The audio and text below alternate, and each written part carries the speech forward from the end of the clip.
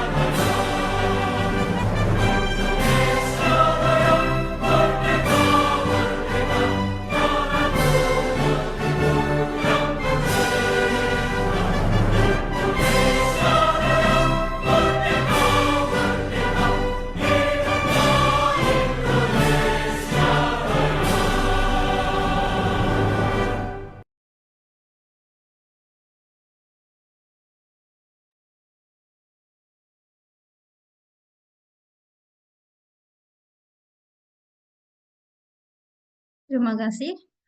Untuk acara kita yang selanjutnya, yaitu kita akan sama-sama mendengarkan sambutan dari keynote speaker kita, yaitu Bapak Darto MPD. Namun sebelumnya, izinkan terlebih dahulu saya membacakan riwayat singkat dari Bapak Darto MPD. Bapak Darto sudah hadir di sini, nggih, Bapak? Selamat siang, Pak Darto. Selamat siang, terima kasih sudah bisa bergabung.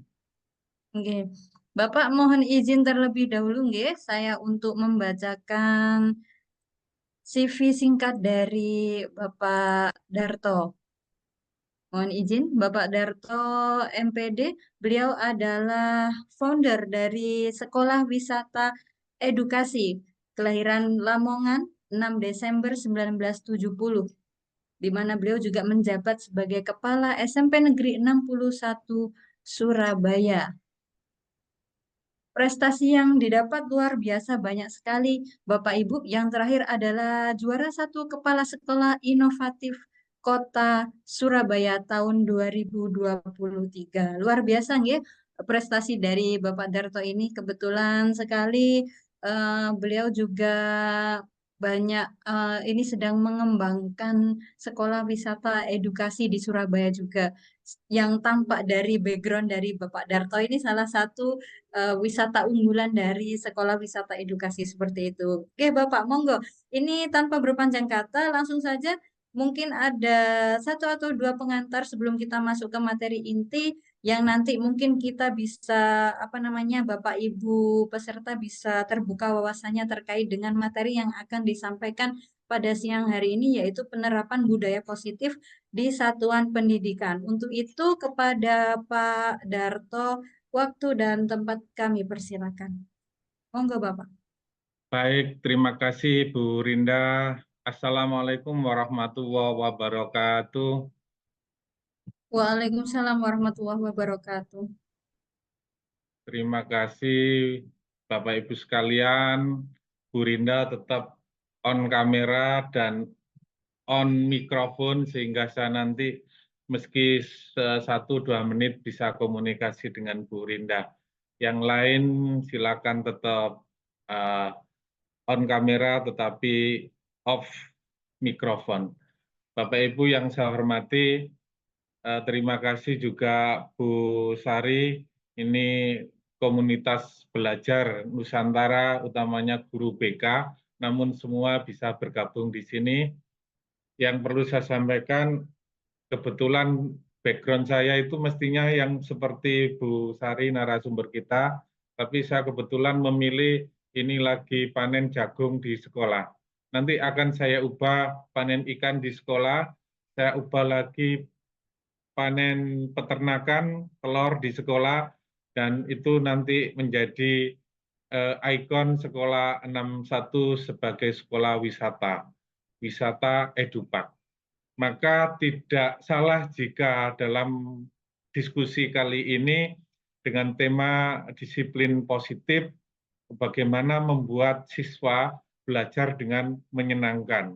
Nah, yang menjadi pertanyaan adalah bagaimana menyenangkan kalau suasana kelas tidak sesuai dengan apa yang ingin dirasakan siswa itu menyenangkan atau lebih banyak menyeramkan karena kelas-kelasnya itu seperti penjara-penjara, tembok-tembok yang membatasi kreativitas siswa. Jadi ketika ruang kelas diubah, diorkestra menjadi tempat yang menyenangkan bagi siswa, tentunya siswa itu akan senang di kelas, senang di sekolah, dan pembelajaran akan lebih hidup, disiplin yang kita bangun juga akan ditaati dan dipenuhi oleh seluruh peserta. Baik, coba saya di-share Bu Rinda ya.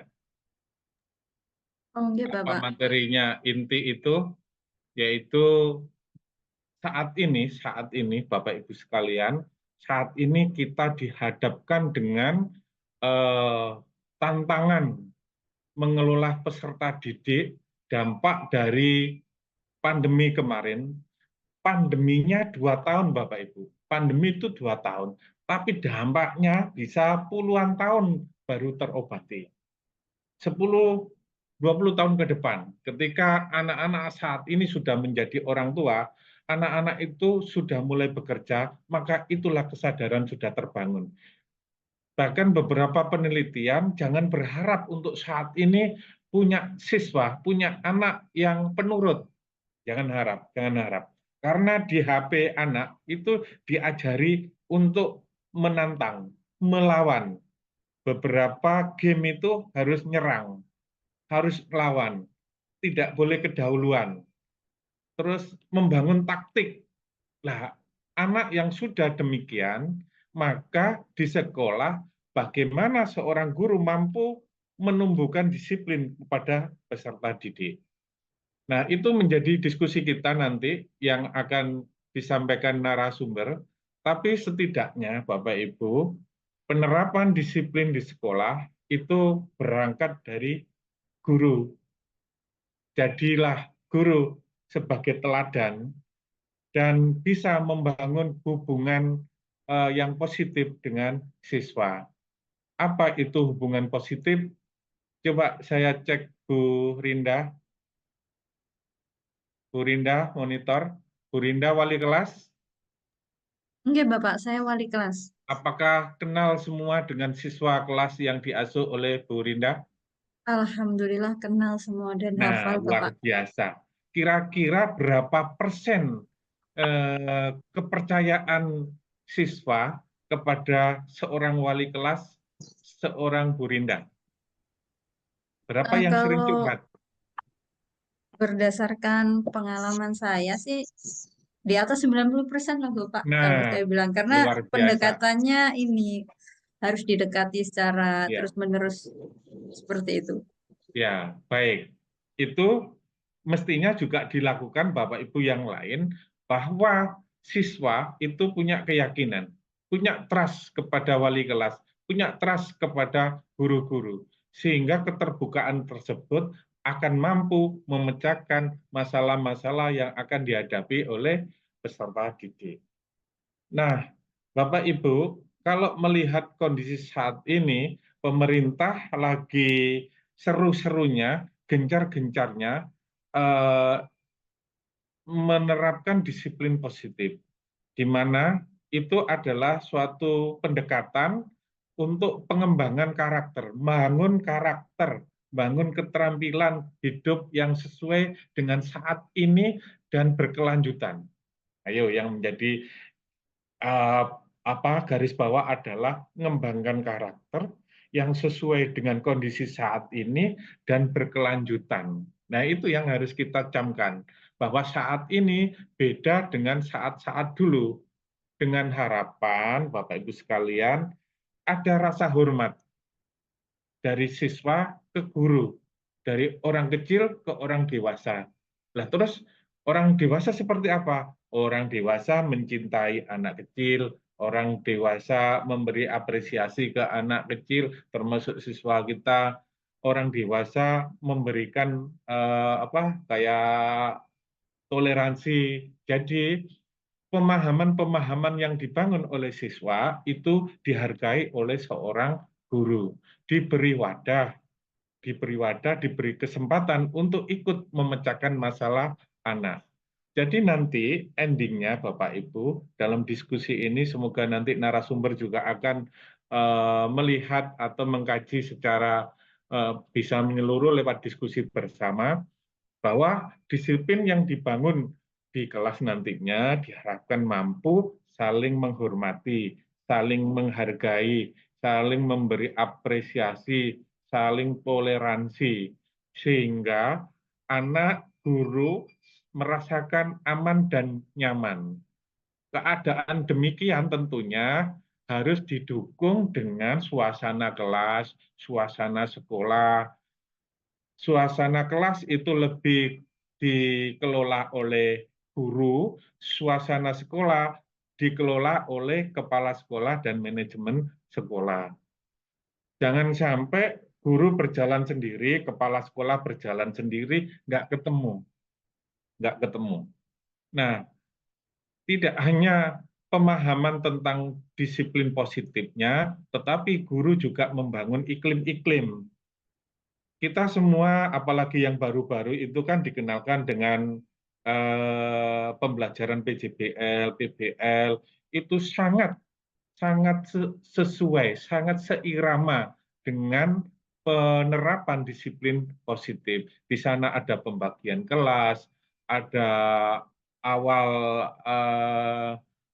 kegiatan bukan tes tetapi lebih melihat kemampuan siswa sehingga seorang guru bisa memberikan kontribusi dan perhatian yang pas kepada peserta didik. Itu yang kemudian lebih ke pembelajaran berdiferensiasi.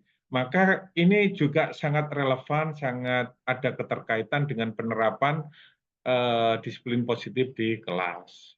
Bapak Ibu, secara umum seperti itu. Jadi marilah kita semua menjadi teladan bagi guru, bagi guru sesama guru, bagi siswa dengan cara apa? Dengan cara kita memberikan keteladanan perilaku disiplin, mulai datang tepat waktu, berbicara dengan sopan, karena nanti anak itu akan melihat kita.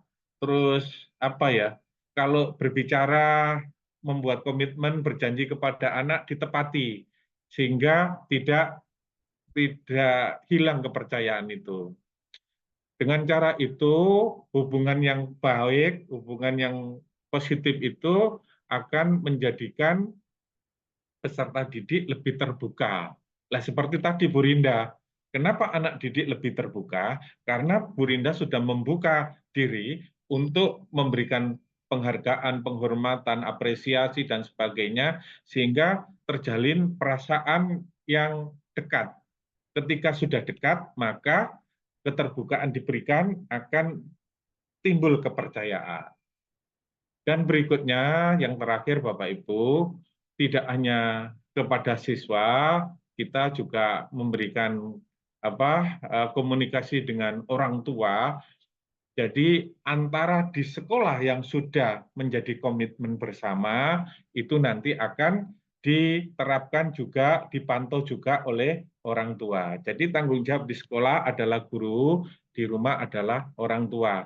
Jangan sampai berhenti di sekolah, di rumah keluar dari komitmen yang telah kita buat bersama.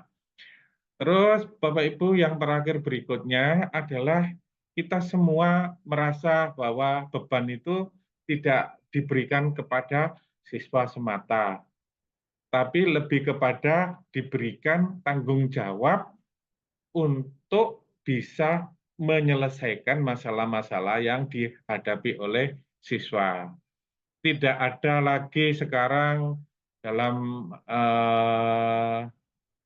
disiplin positif, ramah anak, nggak boleh marah-marah, nggak boleh melotot-melotot, tapi kita nanti ada cara-cara untuk menyelesaikan hubungan itu agar lebih bisa memenuhi kebutuhan-kebutuhan yang dilaksanakan di sekolah, pembelajaran dilaksanakan maksimal, hasilnya juga maksimal, metode kita pakai dengan tahapan-tahapan sesuai dengan media, metode, ketemu, dan komitmen dibuat bersama di kelas.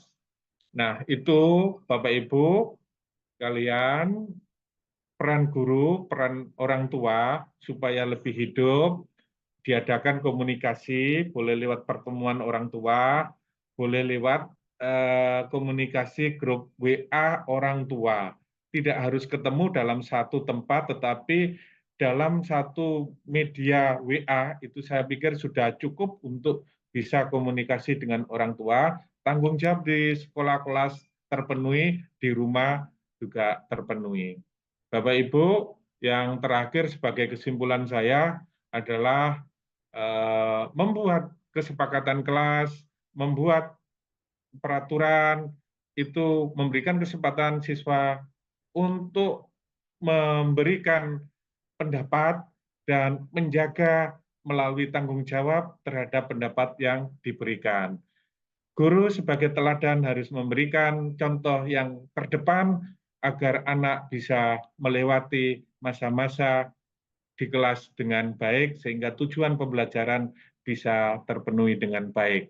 Kiranya demikian Bu Rinda, terima kasih telah diberi kesempatan untuk memberikan satu poin diskusi agar nantinya diskusi ini menghasilkan rekomendasi apa-apa yang bisa kita lakukan di kelas dan apa yang tidak boleh kita lakukan di kelas. Demikian Bapak Ibu sekalian, terima kasih atas perhatian dan waktu yang telah diberikan. Saya kembalikan ke Bu Rinda untuk dilanjutkan ke acara inti. Saya akhiri, wassalamualaikum warahmatullahi wabarakatuh. Waalaikumsalam warahmatullahi wabarakatuh.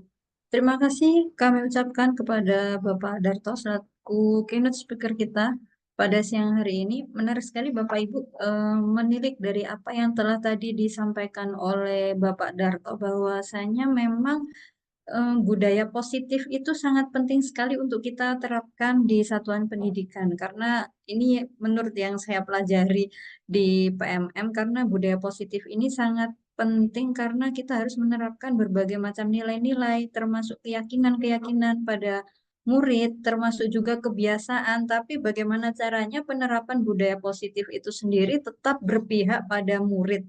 Nah, ini yang mungkin nanti akan banyak kita bahas karena kan memang ada pepatah bilang didiklah anakmu sesuai dengan zamannya. Jadi kita tidak bisa menyamakan mungkin dari Bapak Ibu atau saya sendiri yang dulu bersekolah dengan budaya yang mungkin keras dan kita sebagai guru sekarang harus kita menerapkan seperti itu mungkin memang tidak sesuai pada zamannya. Jadi mungkin nanti ini akan lebih diterapkan pada bagaimana kita menerapkan budaya positif yang berpihak kepada murid di era kurikulum merdeka ini seperti itu.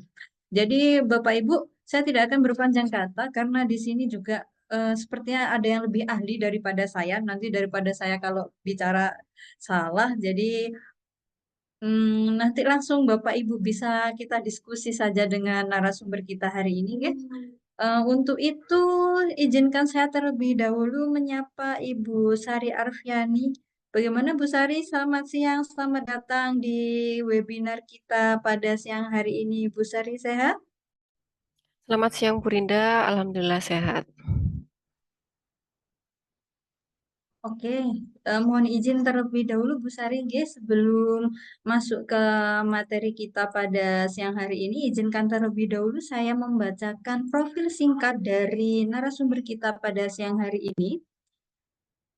Nah, untuk narasumber kita pada siang hari ini, Ibu Sari Arfiani MPD, beliau juga merupakan ketua dari komunitas konseling Nusantara. Mohon maaf, saya kok jadi lupa karena sudah disapa Bu Sari, ini jadi grogi saya. Oke, saya bacakan terlebih dahulu. Nama lengkap narasumber kita hari ini adalah Ibu Sari Arfiani MPD. Beliau adalah tenaga pengajar di SMP Negeri 61 Surabaya yang telah memiliki banyak sekali prestasi terutama di dalam hal literasi kalau saya boleh katakan di sini. Beliau juga sedang menempuh pendidikan guru penggerak angkatan 10.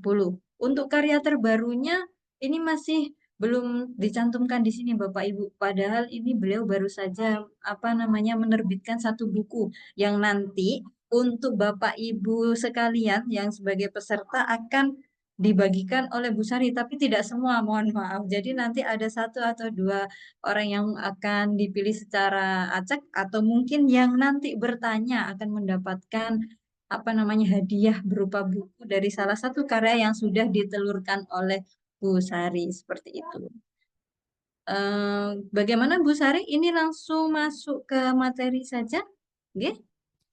Nggih, Bu Rinda, monggo.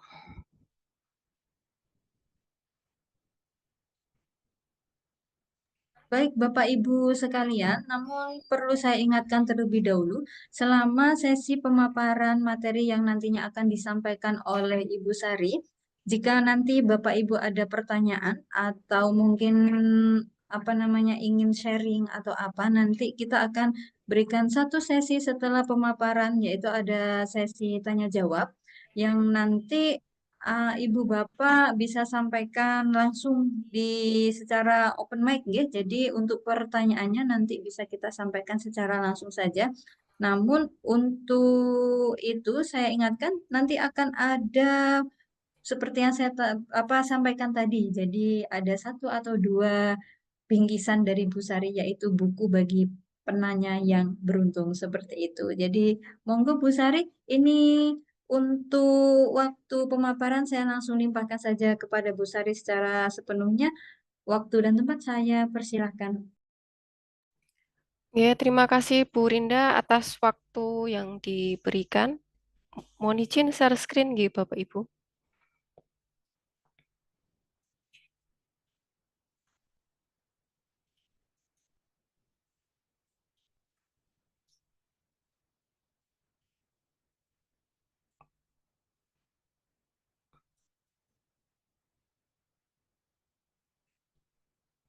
Baik, bismillahirrahmanirrahim. Assalamualaikum warahmatullahi wabarakatuh.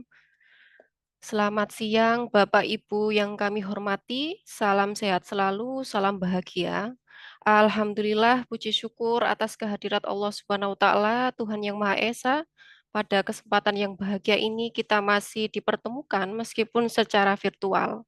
Namun, ini tidak mengurangi esensi kita pada kegiatan webinar siang hari ini. Nah, kita nanti akan ini nggih, belajar bersama mengenai penerapan budaya positif di satuan pendidikan. Nah, sebagaimana yang disampaikan oleh Pak Darto tadi selaku keynote speaker kita pada siang hari ini mengenai perkembangan terkini Bapak Ibu tentang budaya di sekolah yang menjadi perhatian kita bersama. Dari pengaruh globalisasi, teknologi, sedemikian pesatnya, bisa jadi sebagian dari kita merasa prihatin melihat situasi yang ada, bisa jadi tidak seperti yang kita inginkan atau tidak seperti kita dulu ya, yang tadi kata Bu Rinda, saat kita menjadi murid atau siswa. Karena memang zamannya memang berubah Bapak Ibu. Kalau kita kembali pada filosofi pendidikan Ki Hajar Dewantara, kita akan semakin memahami bahwa dalam mendidik anak itu harus sesuai dengan zamannya. Dan zaman saat ini tentu jauh berbeda dengan zaman kita dahulu, di mana di hadapan kita ini anak-anak sudah dihadapkan pada dunia yang begitu pesat kemajuannya, teknologi yang sangat canggih, sehingga segala sesuatu yang dahulu tidak ada sekarang menjadi ada. Segala sesuatu kemudahan sekarang hadir di genggaman anak-anak kita. Nah, ini yang kemudian bisa menjadikan kita atau menjadikan budaya di sekolah ini mulai ada pergeseran dan kita tentu ingin sekolah menjadi lembaga pendidikan di mana di sana ada ekosistem pembelajaran. Kita ingin semua berpihak pada siswa atau murid dan tetap bisa memberikan edukasi maupun mendidik mewujudkan budaya positif yang ada di sekolah. Nah, oleh karena itu Bapak Ibu, pada kesempatan ini mohon izin nantinya kami memulai untuk sharing paparan selebihnya. Nanti kita akan coba banyak diskusi. Sedikit yang saya sampaikan ini nantinya tidak lepas dari yang telah kita pelajari, terutama dari guru penggerak ya. Kemudian karena kebetulan saya guru ini, ikut CGP Angkatan 10. Nah, kita ingin mendiskusikan satu tema yang luar biasa tentang penerapan budaya positif di satuan pendidikan. Lah tema ini bisa jadi belum banyak dikupas sehingga sangat tepat. Kemudian melalui program pemerintah ini, pendidikan guru penggerak ini mengupas kembali tema ini. Kalau kita cek kembali ke kanan dan kiri itu ada info pelatihan, webinar, seminar, forum ilmiah, tapi hanya berkisar tentang bagaimana cara penerapan metode pembelajaran yang baik dan cara menggunakan media. Sedangkan mengenai budaya positif ini masih jarang webinar yang itu ya. Oleh karena itu, marilah kita belajar bersama. Materi ini akan dikupas pada modul 1 pada pendidikan guru penggerak, sehingga kelas, sekolah, maupun ekosistem pembelajaran ini bisa berpihak pada murid dan mendukung tumbuh kembang potensi siswa kita. Next, Bu Rinda. Nah, saya ada pertanyaan pemantik ini, Bapak Ibu. Tolong dituliskan di chat komentar bagi yang mengikuti di Zoom maupun di live streaming YouTube, setuju atau tidak setuju mengenai hukuman dapat mendisiplinkan anak. Nah, silakan dituliskan Bapak Ibu di kolom komentar Zoom maupun di kolom komentar yang mengikuti live streaming. Kira-kira setuju atau tidak setuju hukuman dapat mendisiplinkan anak? Kita lihat jawaban dari Bu Berta, tidak setuju. Ada yang menjawab setuju. Kemudian banyak yang tidak setuju nih ya. Ada yang setuju juga ini. Oke.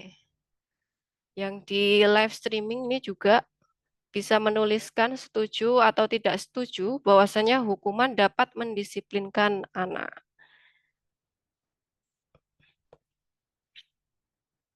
Oke, sudah banyak yang berkomentar ya.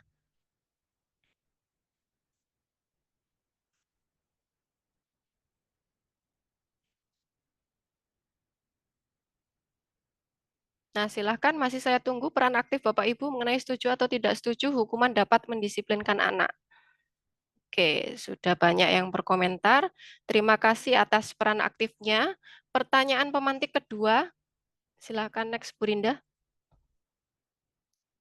Nah, pertanyaan pemantik kedua Bapak Ibu.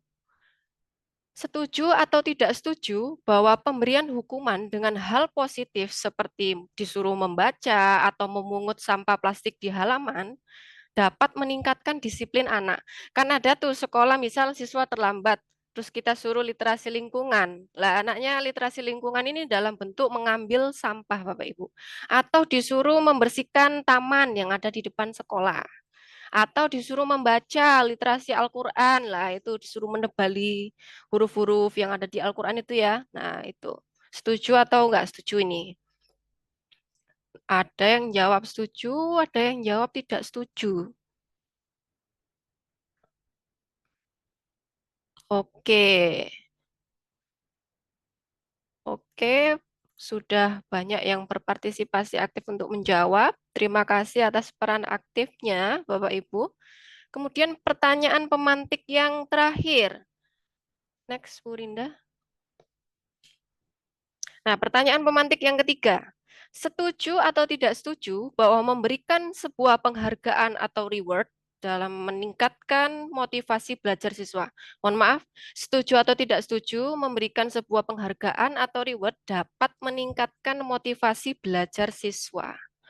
Silahkan dituliskan, Bapak Ibu. Ya, ini animonya banyak sekali ya. Ini sambil siang-siang mendengarkan webinar ini ya. Oke, bagi yang belum menuliskan, silakan saya tunggu dulu. Setuju atau tidak setuju, memberikan sebuah penghargaan atau reward dapat meningkatkan motivasi belajar siswa. Oh, itu Pak Sugeng Priyono. Ada yang menjawab pertama setuju, selanjutnya harus dikurangi. Oke. Ada yang menjawab setuju, ada yang tidak setuju. Ya, ini Bu Lutfiatul Husnia ini. Bu Rizka mengatakan setuju. Pak Filipus Nyalu mengatakan setuju. Oke, Bapak Ibu, terima kasih atas peran aktifnya. Next, Bu Rinda. Nah, di sini Bapak Ibu ada suatu teori kontrol ya. Kalau dalam psikologi atau kita belajar tentang konseling, bahwasanya teori kontrol yang dikemukakan oleh William Glasser tahun 1984 yang menyatakan bahwa setiap perilaku atau perbuatan itu memiliki suatu tujuan. Setuju nggih? Bahwa setiap perilaku atau perbuatan pasti memiliki tujuan. Nah, artinya Bapak Ibu, jika kita menemukan siswa kita ada yang tidak mengerjakan tugas atau usil ketika pembelajaran kelas dimulai, atau ada yang melanggar tata tertib sekolah, adapun itu menurut teori kontrol ini, setiap siswa itu pasti memiliki tujuannya. Lah, ini yang nanti kita coba korek atau koreksi lagi lebih dalam sebenarnya tujuannya apa sih? Dia kok mencari perhatian sekali saat diajar gurunya.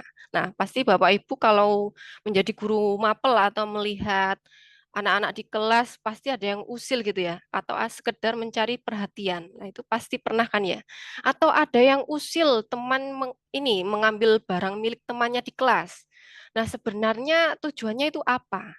Nah, ini yang Bapak Ibu sekali lagi pembelajaran yang diberikan melalui guru penggerak ini luar biasa.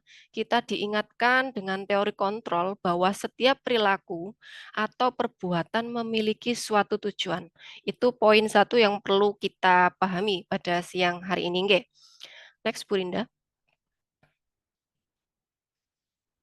Nah, kemudian tentang teori kontrol ini sendiri ada satu yang ditekankan melalui pendidikan guru penggerak dengan mengaitkan nilai-nilai kebajikan yang diyakini seseorang, maka motivasi intriksinya akan terbangun. Mohon maaf, motivasi intrinsik ya, ini saya agak susah ini bilangnya ya. Motivasi intrinsik itu motivasi dalam diri yang dibangun gitu ya. Lah, motivasi dalam diri itu sendiri namanya adalah motivasi intrinsik. Lah, itu dapat menggerakkan motivasi diri dalam dirinya untuk mencapai tujuan yang diinginkan. Artinya, jika kita kaitkan dengan 3 pertanyaan di awal tadi, kita akan mengetahui bahwa sebenarnya ada harapan yang muncul.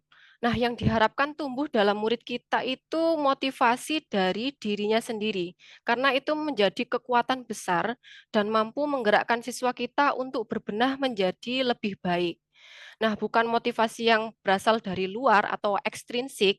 Kemudian, nanti kita juga akan mempelajari teori motivasi. Nah, motivasi di sini ini apa saja sih macamnya? Ini juga akan dikupas dalam pendidikan guru penggerak. Nah, tadi disebut ya Bapak Ibu mengenai teori kontrol. Di sini ada nilai kebajikan, artinya kita mencoba membangun pada diri siswa itu agar mereka ingin meraih nilai-nilai kebajikan. Kemudian dalam melakukan sesuatu itu tidak hanya karena takut dihukum atau takut kena sanksi. Nah, tapi bagaimana kita itu bisa menumbuhkan kesadaran mengenai murid kita tentang nilai kebajikan yang harus mereka miliki. Inilah sebelumnya yang kita kenal dengan pendidikan karakter, gitu ya. Next, Bu Rinda. Nah, nilai-nilai kebajikan itu sendiri merupakan sifat-sifat positif manusia yang merupakan tujuan mulia yang ingin dicapai setiap individu. Nilai-nilai tersebut bersifat universal dan lintas bahasa, suku bangsa, agama, maupun latar belakang. Satu contoh kalau kita berbicara tentang nilai kebajikan, tentang saling menghargai. Maka saling menghargai ini sebagai nilai kebajikan yang akan diajarkan di semua suku bangsa, akan diajarkan ke semua agama. Oleh karena itu, nilai-nilai seperti inilah yang ingin kita bangun pada murid kita, terlepas apapun agama dan suku mereka. Kita ingin membangun kesadaran pada murid kita itu tentang nilai-nilai kebajikan yang harus diyakini dan dipegang bersama, dan akan dijadikan sebagai panduan bersama sehingga kelas itu akan berjalan dengan nyaman karena mereka semua sudah meyakini tentang nilai-nilai kebajikan yang harus dilaksanakan setiap harinya. Nah, sekolah pun akan menjadi sekolah yang nyaman karena sudah ada nilai-nilai kebajikan yang diyakini bersama dan disepakati bersama dengan semua warga sekolah tentunya. Inilah Bapak Ibu mengenai nilai kebajikan yang mana nanti di sesi webinar ini kita akan kupas apa saja sih nilai kebajikan yang bisa kita tanamkan pada murid kita. Langkahnya itu bagaimana, mulai dari mana itu sehingga nanti sekolah akan menjadi ekosistem pembelajaran yang mendukung bagi murid kita semua. Next, Bu Rinda. Nah, ini merupakan gambar profil pelajar Pancasila yang sudah kita kenal ketika kita menyelenggarakan kurikulum Merdeka. Kalau kita bicara mengenai nilai kebajikan pada kurikulum Merdeka ini, maka kita diperkenalkan dengan profil pelajar Pancasila. Profil pelajar Pancasila ini memuat nilai yang ingin diwujudkan pada diri setiap murid, mulai dari beriman, bertakwa kepada Tuhan Yang Maha Esa, dan berakhlak mulia, berkebinekaan global, bergotong royong, kreatif, mandiri, bernalar kritis. Inilah nilai kebajikan, salah satu contoh nilai kebajikan yang saat ini kita coba perkuat melalui implementasi kurikulum Merdeka. Next, Bu Rinda. Nah, sebelum kita mengenal kurikulum Merdeka ini, maka kita juga memahami akan banyak sekali contoh nilai kebajikan dan selalu kita kenalkan kepada murid kita. Mulai dari disiplin, empati, hormat, mandiri, antusias, komitmen, percaya diri, toleransi, jujur, adil, bijaksana itu ya. Inilah yang kemudian ingin kita nantinya tanamkan, kita wujudkan pada diri murid kita, Bapak Ibu. Mekanismenya nanti seperti apa yang kemudian nanti akan kita kupas lebih detail dengan contohnya seperti apa.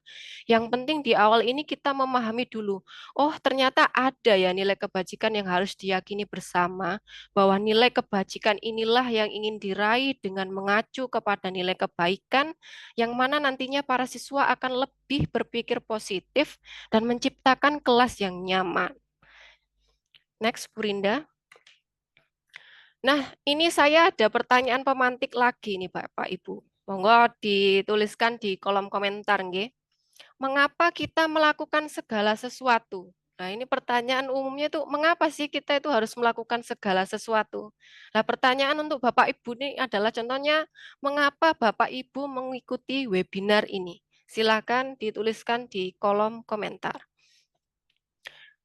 Yang baru bergabung di live streaming boleh ikut menuliskan juga kira-kira mengapa sih Bapak Ibu ini mengikuti webinar kita pada siang hari ini. Silakan ditulis di kolom komentar Zoom maupun live streaming. Oke, ada yang berkomentar ingin menambah ilmu, ingin mendapatkan informasi yang menarik dan baru, supaya mendapatkan pengetahuan yang baru. Oke, Bu Anatumba, untuk mencapai tujuan yang kita harapkan. Yang di live streaming boleh ikut menuliskan juga mengapa Bapak Ibu mengikuti webinar pada siang hari ini. Oke, sudah banyak yang merespon ini ya. Lah, menjadi pertanyaan bagi kita semua Bapak Ibu, mengapa sih kita itu melakukan sesuatu? Sederhananya begini, ketika Bapak Ibu siang ini tuh duduk bersama menyimak webinar ini, saya yakin Bapak Ibu punya alasan mengapa Bapak atau Ibu melakukan hal ini atau mengikuti webinar ini. Gitu ya. Apapun alasannya, ini menunjukkan teori kontrol yang kita bahas tadi di awal, bahwa setiap orang itu pasti memiliki tujuan ketika ingin melakukan sesuatu. Setuju nggih? Kalau kita kaitkan dengan teori kontrol yang awal tadi, bahwasanya setiap orang itu pasti memiliki tujuan ketika kita melakukan sesuatu. Kalau kita nggak punya tujuan lah, kenapa kita harus melakukan gitu kan ya? Makanya kalau ada orang yang bertanya, kenapa kamu kok begini, kenapa kok kamu begitu ya? Karena memang ada tujuan. Kalau contoh saya sendiri, kalau nggak ada tujuannya ya kenapa saya melakukan, kan gitu ya? Inilah yang kita kaitkan dengan teori kontrol yang kita bahas di awal tadi, nggih Bapak Ibu nggih. Kemudian, nah dengan alasan masing-masing itulah kita ingin meningkatkan wawasan, ingin tahu budaya positif dan sebagainya, gitu nggih Bapak Ibu ya. Nah, para siswa dengan demikian juga dengan para siswa kita di sekolah Bapak Ibu. Para siswa kita itu apabila kita menemukan ada siswa kita kok kayak gini ya, pasti mereka punya alasan melakukan itu. Contoh suatu kata kita melakukan suatu pembelajaran di kelas. Ekspektasinya Bapak Ibu itu, oh anak ini mengerjakan dengan baik di kelas, nggak rame, nggak usil, ganggu temannya, tapi tiba-tiba dia kok melakukan suatu tindakan yang, kok anak ini usil ya, kok kayak gini ya, lah itu kan pasti mereka punya alasan dalam melakukan itu Bapak Ibu. Contoh saat kita mengajar, ada siswa yang mengobrol sendiri di belakang. Pasti mereka ada alasan ternyata. Oh, ternyata karena suara gurunya kurang jelas. Atau ada kan tipe guru itu kalau ngomong itu nggak bisa los gitu ya. Jadi suaranya lirih sekali. Jadi anak yang di belakang ini nggak kedengeran sehingga harus tanya sebelahnya. Tadi Bu Rinda itu ngomong apa sih? Lah kayak gitu ya. Jadi pasti anak-anak itu melakukan perbuatan pasti ada tujuannya. Kenapa sih? Pasti ada alasannya gitu ya. Oh, karena cara ngajarnya membosankan mungkin ya. Karena metodenya mungkin belum berpusat pada siswa. Sehingga siswa cari kesenangan sendiri. Contoh tadi mengusili temannya. Karena bosen. Contoh kalau kita ngajar dengan metode ceramah saja atau anak-anak disuruh nyatet saja ya. Atau anak-anak hanya ditinggali, tolong kerjakan halaman ini ya, nanti dikumpulkan taruh di meja Bapak Ibu. Nah, itu jelas anak-anak bosan Bapak Ibu. Sehingga mereka cari perhatian lain. Dengan cara apa? Keliling. Kelilingnya tadi mengusili temannya, entah itu pulpennya diambil atau sawat-sawatan penghapus ya. Sawat itu bahasa Indonesianya melempar-lempar penghapus. Nah, itu sehingga membuat kegaduhan di kelas gitu ya. Nah, siswa kita pun demikian, pasti ada alasan saat melakukan sesuatu. Itu yang perlu kita garis besar atau garis bawahi Bapak Ibu. Selanjutnya Bu Rinda. Nah, selanjutnya mengenai 3 motivasi perilaku manusia. Oleh karena itu, Diana Gossen dalam bukunya Restructuring School Discipline, beliau mengutarakan ada 3 motivasi perilaku manusia ketika melakukan segala sesuatu ya. Kira-kira kita masuk yang mana ini dari ketiga motivasi perilaku ini ya Bapak Ibu. Kita lihat motivasi yang pertama. Apa motivasi seseorang dalam melakukan segala sesuatu? Ketika siswa mau mengerjakan, kenapa ya? Kok mau mengerjakan tugas? Atau siswa yang nggak mau mengerjakan? Kita pasti bertanya-tanya, kok nggak mau mengerjakan tugas saya? Kenapa ya anak ini ya? Alasannya apa? Nah, itu yang menjadi tanda tanya besar pada diri kita sendiri ya. Ternyata motivasi yang pertama Bapak Ibu ketika manusia melakukan sebuah tindakan untuk menghindari ketidaknyamanan atau menghindari sanksi atau hukuman, itu motivasi yang pertama ya. Ini motivasi yang pertama ini maka kita akan menemukan juga pada diri peserta didik kita atau murid kita atau siswa kita di sekolah. Di antara mereka ada yang rajin dalam mengerjakan tugas, aktif dalam pembelajaran, dan ada juga yang sebaliknya karena mereka mempunyai motivasi yang pertama ini jangan-jangan. Ada yang saya takut Bu kalau nanti tidak mengerjakan tugas saya akan dihukum. Atau saya nanti takut disuruh berdiri di depan kelas, misalkan Bapak Ibu. Jadi motivasi yang muncul ini bisa jadi motivasi yang pertama ini, yakni menghindari ketidaknyamanan atau hukuman kalau tidak melakukan perbuatan itu ya. Itunya saya kasih tanda petik. Alias tadi disuruh ngerjakan tugas, oh ternyata motivasinya karena motivasi yang pertama. Atau kita yang belajar motivasi yang kedua, yaitu mendapatkan imbalan atau penghargaan dari orang lain atau reward. Jadi kalau yang pertama tadi berpikirnya adalah kalau saya tidak mengerjakan, saya dapat hukuman apa? Saya dapat sanksi apa? Itu yang pertama, motivasi yang pertama. Lah yang nomor dua ini berbeda Bapak Ibu. Motivasinya adalah untuk mendapatkan imbalan atau penghargaan dari orang lain. Artinya cara berpikirnya adalah kalau saya kerjakan, saya nanti dapat apa? Nah, berbeda ya Bapak Ibu ya, cara berpikirnya ya Bapak Ibu. Dari yang pertama, kalau tidak saya kerjakan, saya akan dapat hukuman atau sanksi apa. Nah, yang kedua ini berbeda. Kalau saya kerjakan, saya nanti dapat apa. Gitu ya. Nah, misal kalau ini kita kemudian terapkan, kalau ada ya sekolah Islam itu yang ada program tahfidz atau hafalan. Hafalan itu sesuatu hal yang luar biasa Bapak Ibu. Kalau sampai salah meletakkan niatnya maka akan menjadi salah kaprah. Nah, jangan sampai kemudian kita memberikan motivasi yang tidak benar gitu ke anak-anak sehingga nanti orientasinya hanya ke sana saja yakni mendapatkan hadiah gitu. Kemudian motivasi yang ketiga. Lah ini yang kemudian menurut teori tersebut diharapkan untuk bisa diwujudkan dalam diri peserta didik kita Bapak Ibu. Motivasi yang utama adalah bagaimana menjadi orang yang mereka inginkan dan menghargai diri sendiri dengan nilai-nilai yang mereka percaya. Satu contoh begini, mengapa kamu mengerjakan tugas tepat waktu? Ketika orang itu memiliki motivasi yang ketiga, pasti dia akan menjawab, karena saya menghargai waktu. Karena saya menghargai diri saya sendiri. Oh, karena saya ingin menjadi orang yang senantiasa berkomitmen terhadap waktu atau komitmen terhadap nilai kebaikan. Nah, ini contoh jawaban siswa kalau dia sudah memiliki motivasi yang ketiga ini. Jadi jawabannya ini lebih lebih apa ya, menyejukkan dan menenangkan hati gitu ya istilahnya. Langsung membuat kita terenyuh. Oh, ternyata dia sudah sadar ternyata bahwasanya dalam mengerjakan tugas itu memang sudah apa ya, komitmen dalam dirinya atau cara bentuk perilaku dia untuk menghargai diri sendiri gitu ya. Jadi ibaratnya, kenapa sih kamu harus datang kerja tepat waktu, jam 6.30 sudah di sini padahal masuk kerjanya jam 7. Nah, itu karena kalau orang punya motivasi ketiga ini pasti jawabannya, ya karena saya memang disiplin, saya punya komitmen diri bahwasanya kalau bisa datang tepat hadir tepat waktu kenapa tidak? Kan gitu ya. Lah beda kalau orang yang punya motivasi yang pertama, karena dia takut dihukum. Loh, kamu lapo kok datang 6.30 padahal masuknya jam 7. Ya daripada nanti dihukum sama kepala sekolah. Nah, gitu ya Bapak Ibu. Jadi beda ya Bapak Ibu ya.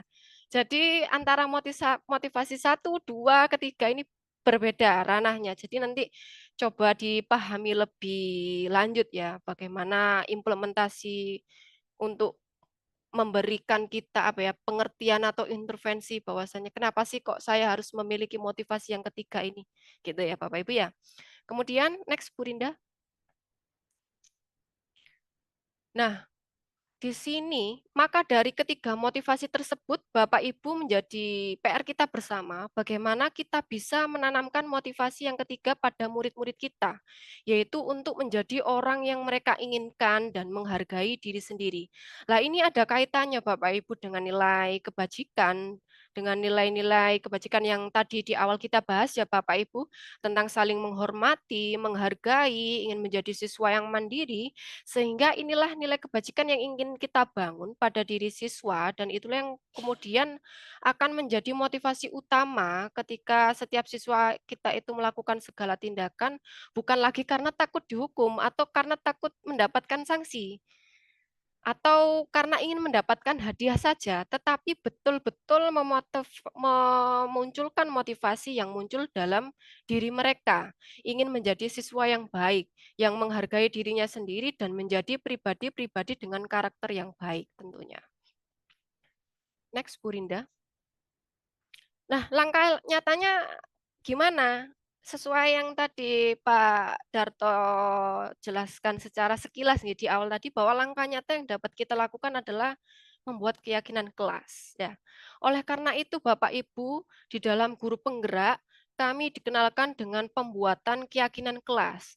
Keyakinan kelas dalam arti itu nilai-nilai kebajikan yang diyakini bersama oleh warga kelas atau siswa itu sendiri, dan hal itu harus dilaksanakan setiap saat. Misalnya, ketika kelas 9A meyakini bahwa di dalam kelas harus saling menghargai, di dalam kelas harus saling menghormati, maka dengan siswa memahami tentang keyakinan-keyakinan ini, maka diharapkan tidak ada lagi tindakan-tindakan yang merugikan orang lain, seperti tidak menghargai atau adanya bullying di kelas, ataupun tindakan yang merugikan orang lain. Nah, itu diharapkan sudah tidak ada gitu dengan kita membuat langkah nyata, membuat keyakinan kelas itu ya. Next, Bu Rinda. Lah, pertanyaan pemantik berikutnya ini Bapak Ibu, biar tidak ngantuk ya. Mengapa keyakinan kelas? Mengapa tidak peraturan kelas saja? Silakan Bapak Ibu mencoba menjawab di kolom komentar Zoom maupun YouTube pertanyaan pemantiknya. Mengapa sih keyakinan kelas? Kenapa enggak peraturan kelas aja gitu ya? Ada yang bisa menjawab Bapak Ibu? Silakan dituliskan di kolom komentar chat Zoom maupun YouTube.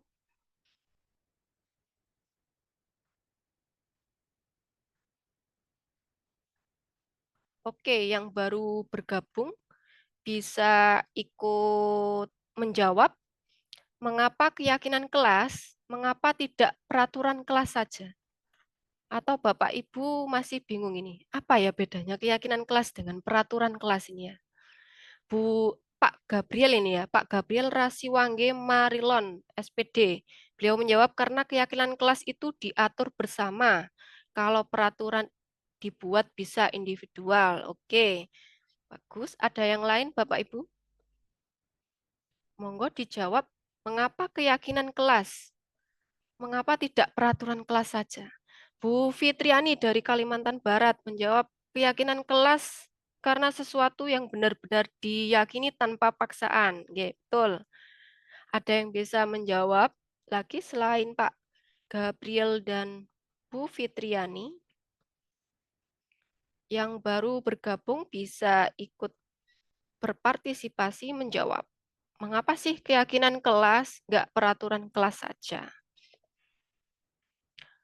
Pak Aris Pratama, apabila peraturan kelas berarti artinya segala sesuatu ditentukan oleh guru, sedangkan keyakinan kelas seluruh ketentuan dibuat bersama oleh seluruh warga kelas. Oke, bagus. Ada lagi Pak Fafirus Samodra. Untuk memunculkan kesepakatan, oke, Bu Aulia, karena keyakinan kelas diatur bersama tanpa paksaan. Bu Inik Yasa, keyakinan kelas dibuat atas diskusi bersama antar peserta didik dan guru dan disesuaikan dengan keadaan kelas masing-masing. Oke, jawabannya bagus-bagus semua ini ya Bapak Ibu ya. Oke, itu Bu Berta. Bu Berta, peraturan kelas dibuat tanpa persetujuan, keyakinan kelas disepakati bersama dan menggunakan kalimat positif. Oke. Nah, ini banyak sekali ya ini yang sudah merespon ya Bapak Ibu ya, luar biasa ya Bapak Ibu.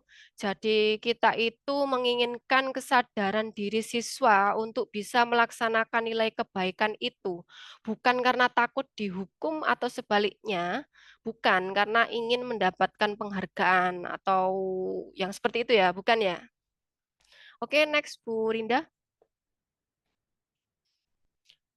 Nah, lantas bagaimana sih prosedur dalam membuat keyakinan kelas, Bapak Ibu?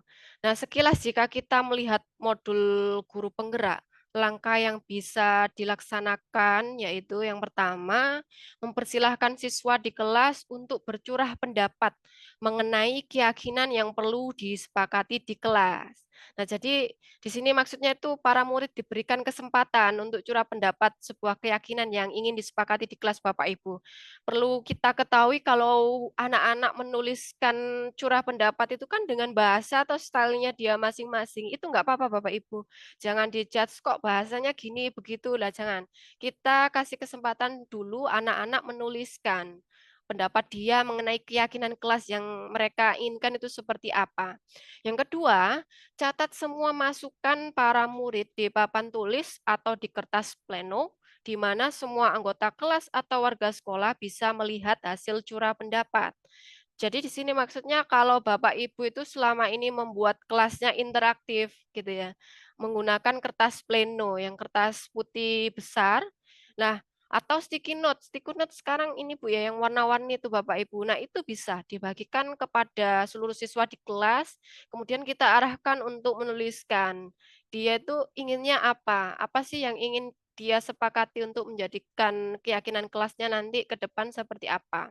Kenapa kita nggak menuliskan di papan tulis atau yang menggunakan spidol? Itu nanti antri Bapak Ibu.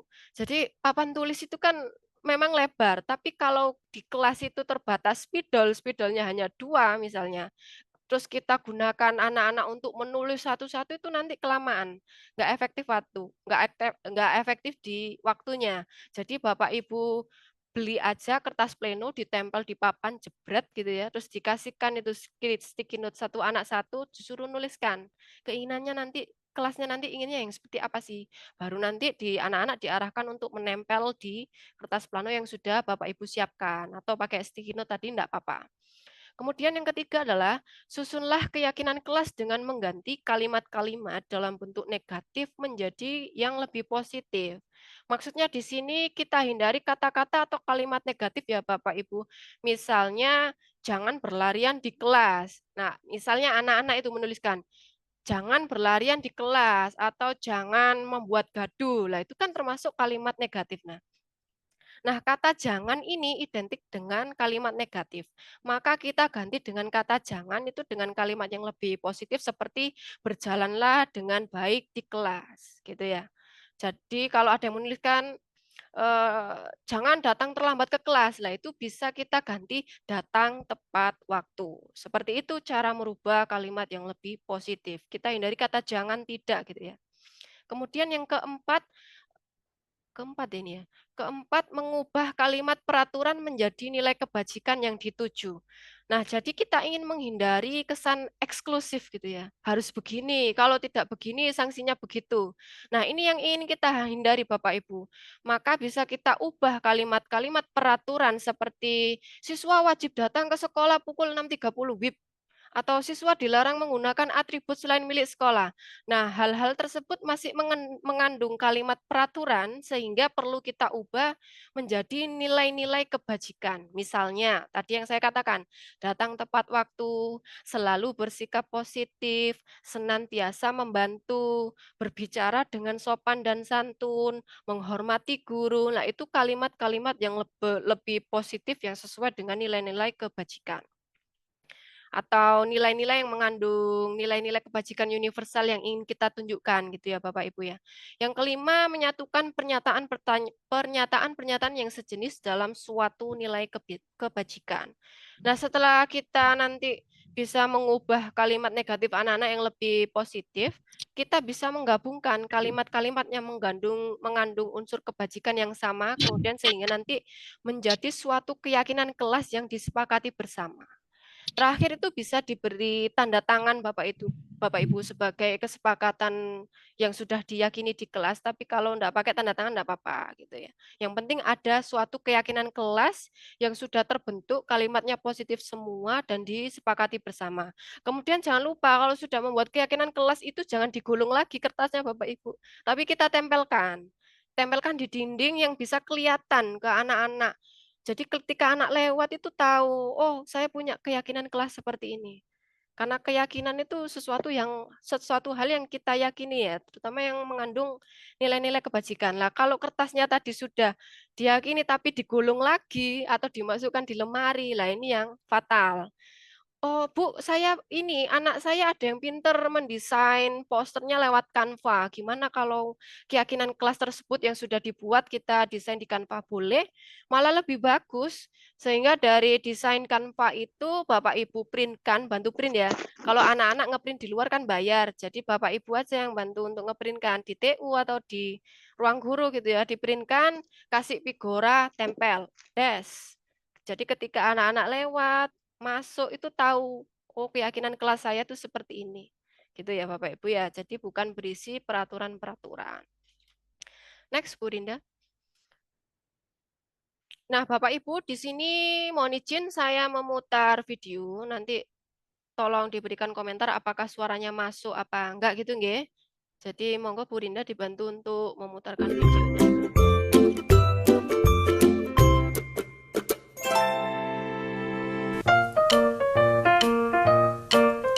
Halo, Bapak Ibu calon guru penggerak.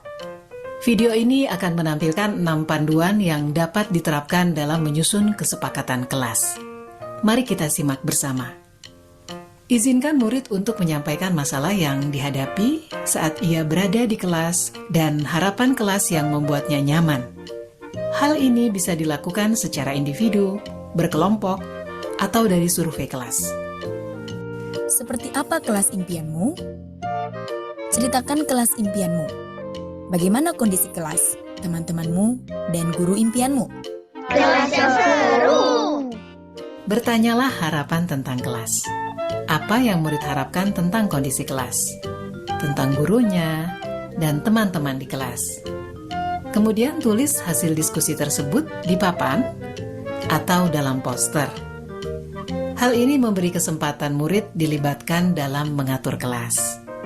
Cara ini menjadi lebih efektif dibandingkan hanya memberitahukan hal apa saja yang dilarang dilakukan. Menurut kalian, apa yang harus kita semua lakukan untuk mencapai kelas impian kita? Lakukan diskusi untuk mendapatkan umpan balik dari murid. Perjelas tentang kesepakatan kelas. Penting jika kesepakatan kelas berisi aturan yang murid percaya dan bisa dilakukan, baik sebagai individu maupun dalam kelompok. Pastikan bahwa semua daftar memang diperlukan dalam proses belajar mengajar. Jika ada yang terlewati, pandu murid untuk menambahkan tujuan lain yang terlupakan atau menghapus tujuan yang tidak utama. Buatlah poster atau tabel yang menampilkan kesepakatan kelas yang disetujui di akhir. Kesepakatan kelas dibuat dapat berupa panduan tingkah laku, berupa kata yang positif. Misalnya, jangan berlari, berubah menjadi berjalan dengan hati-hati. Hindari kata jangan dan dilarang. Pada poin pertama, murid sepakat saling mendengarkan antara guru dan murid. Guru bisa menuliskan berupa gambaran tingkah laku yang diharapkan dari kesepakatan. Misalnya, kami, guru dan murid yang saling menyayangi. Buatlah penekanan pada sifat positif dalam kesepakatan kelas tersebut, yaitu saling menyayangi. Pada poin kedua, murid sepakat. Murid aktif dan semangat saat belajar. Guru bisa menuliskan berupa gambaran tingkah laku yang diharapkan dari kesepakatan. Misalnya, kami murid yang semangat belajar. Buatlah penekanan pada sifat positif dalam kesepakatan kelas tersebut, yaitu semangat. Pada poin ketiga, murid sepakat saling membantu jika ada yang mengalami kesulitan. Guru bisa menuliskan berupa gambaran tingkah laku yang diharapkan dari kesepakatan. Misalnya, kami murid yang peduli dengan teman-teman. Buatlah penekanan pada sifat positif dalam kesepakatan kelas tersebut, yaitu peduli. Pastikan jumlah poin kesepakatan kelas tidak terlalu banyak, sehingga mudah dipahami dan dilakukan murid. Untuk menciptakan rasa memiliki, beri waktu bagi semua murid untuk menandatangani atau memberi nama ataupun tanda pada poster kontrak kesepakatan. Guru juga perlu memberikan tanda tangan. Letakkan poster kontrak kesepakatan di bagian kelas yang terlihat oleh semua murid dan guru. Perhatikan umur perkembangan murid. Untuk murid PAUD, bisa memberikan cap tangan untuk tanda menyepakati kesepakatan kelas. Lakukan refleksi secara rutin terkait kontrak kesepakatan kelas yang sudah disusun. Tanyakan siswa terkait perkembangan penerapan aturan dan tentukan apakah ada hal yang perlu diubah atau diperbaiki. Apakah kesepakatan kelas ini sudah bisa dilakukan? Sudah, Bu, tapi kadang masih ada yang suka ngobrol. Ayo kita diskusikan lagi mengapa hal ini sulit dilakukan. Baik, Bu. Lakukan proses ini terutama saat pertama, awal tahun ajaran baru. Kedua, saat ada murid yang melakukan hal yang tidak sesuai kesepakatan. Ketiga, sebelum menjalankan aktivitas baru. Keempat, ketika awal masuk sekolah setelah libur panjang. Proses ini tidak akan pernah berhenti dan akan selalu dikembangkan. Seperti proses belajar yang terus berlangsung selama kita hidup. Semangat mencoba!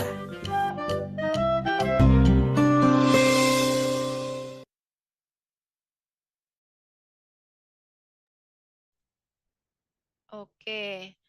Nah, itu Bapak Ibu, bagaimana kita diberikan pemahaman yang sangat jelas tentang membuat keyakinan kelas ya. Mulai dari kelas impian yang ingin diwujudkan oleh setiap siswa, kesepakatannya bagaimana, digabung menjadi satu dari usulan-usulan itu, kalimatnya diubah menjadi nilai-nilai kebajikan, alias tidak ada kalimat yang mengandung unsur negatif, dan contoh yang ada di layar saat ini adalah contoh keyakinan kelas ya. Contohnya adalah seperti ini. Yang kuning itu setiap anggota kelas perlu belajar. Setiap anggota kelas perlu senang. Nah, ini contoh-contoh keyakinan kelas yang bisa disepakati. Atau yang hijau ini, pakai yang hijau. Selalu bersikap positif. Senantiasa menjadi diri terbaik. Atau percaya dan menghormati orang lain serta barang miliknya. Jadi kan ada tuh anak-anak itu yang pakai stipo padahal bukan miliknya langsung diambil. Nah, itu bisa dibuat menjadi suatu keyakinan kelas agar hal tersebut tidak terjadi lagi gitu ya. Atau mau pakai yang versi di bawah itu yang warna ungu, hormat ya. Kami meyakini bahwa sangat penting untuk menghormati semua orang dan barang milik orang lain gitu. Nah, itu contoh keyakinan kelasnya. Next, Bu Rinda. Nah, selanjutnya kita masuk ke sesi hukuman, konsekuensi, dan restitusi. Nah, kalau kita kaitkan dengan yang paling awal tadi, maka di pendidikan guru penggerak ini dikenalkan juga dengan hukuman, konsekuensi, dan restitusi. Lah, apa sih itu ya? Jadi, biasanya kan kita dihadapkan pada peraturan atau tata tertib di sekolah. Misal ini ya, kalau melanggar hukumannya ini, atau konsekuensi. Hukuman itu berbeda dengan konsekuensi ya Bapak Ibu. Konsekuensi itu misalkan gini, kalau datang terlambat 10 menit, maka konsekuensinya nanti harus mengejar ketinggalan pelajaran. Atau konsekuensinya misalnya harus tinggal di kelas 10 menit untuk mengejar ketinggalan. Gitu ya. Jadi bedanya antara hukuman dan konsekuensi itu seperti itu. Kemudian, next Bu Rinda.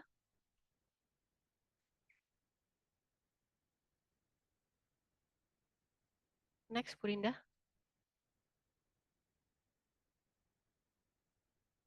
Nah, yang selanjutnya adalah restitusi.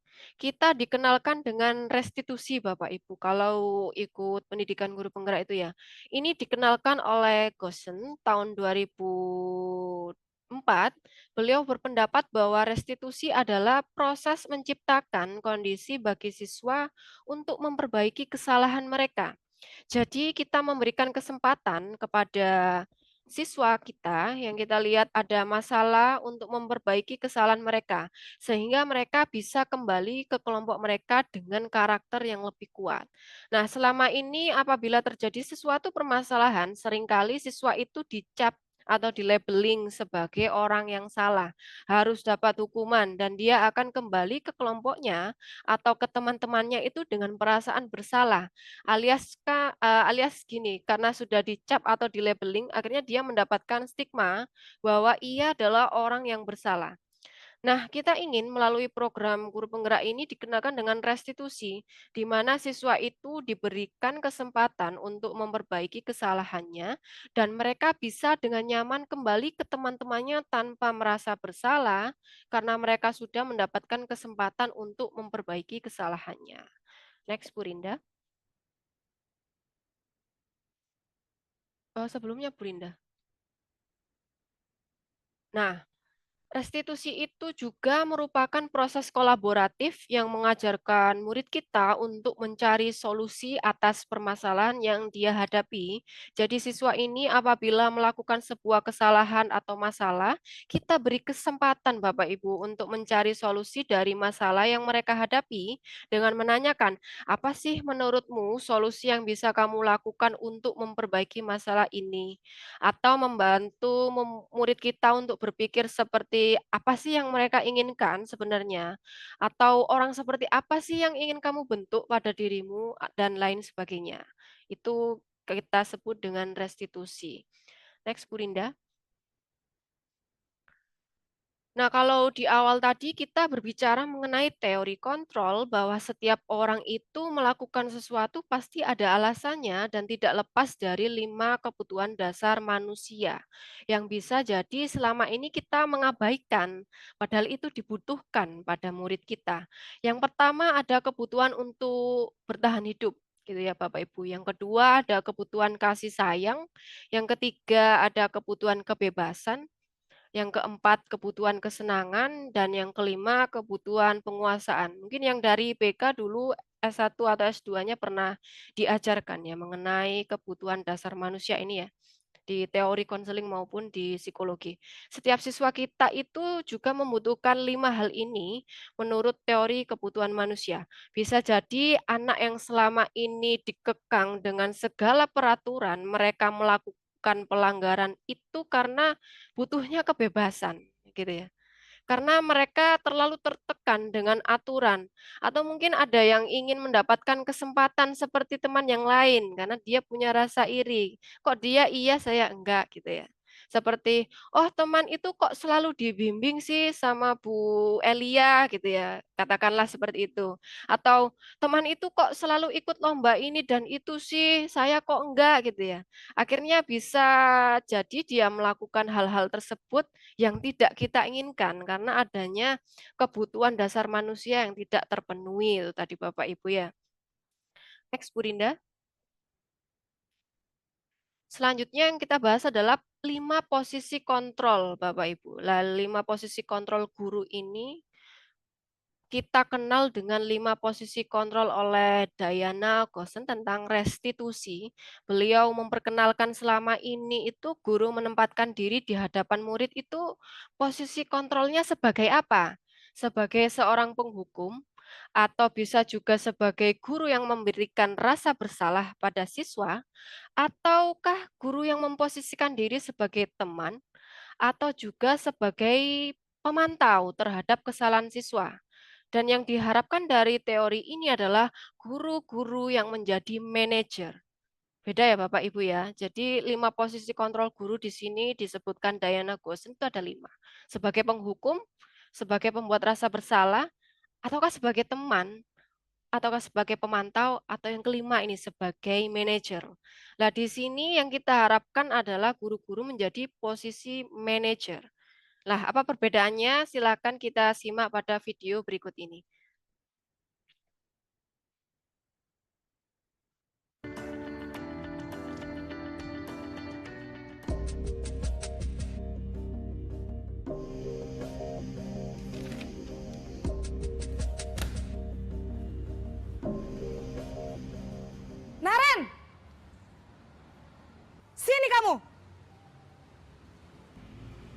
Selamat pagi, Bu. Selalu terlambat. Kamu deh, pasti terlambat. Maaf, Bu. Saya... Apa? Apa coba? Alasan kamu apa lagi? Kapan sih kamu tidak terlambat? Malas sekali ya kamu jadi anak. Saya... Dasar pemalas. Gak kapok-kapok sih kamu. Sudah berapa kali terlambat? Sana, kamu keliling lapangan basket 2 kali.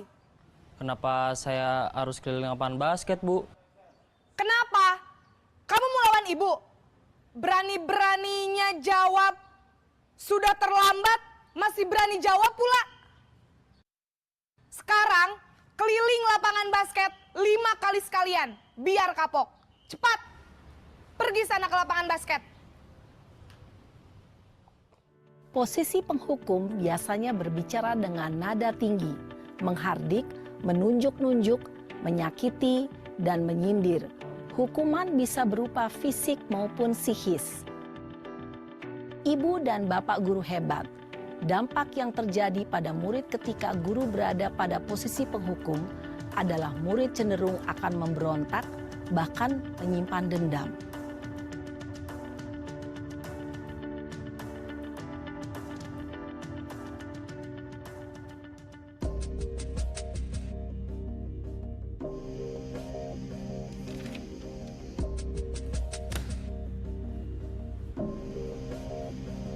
Naren!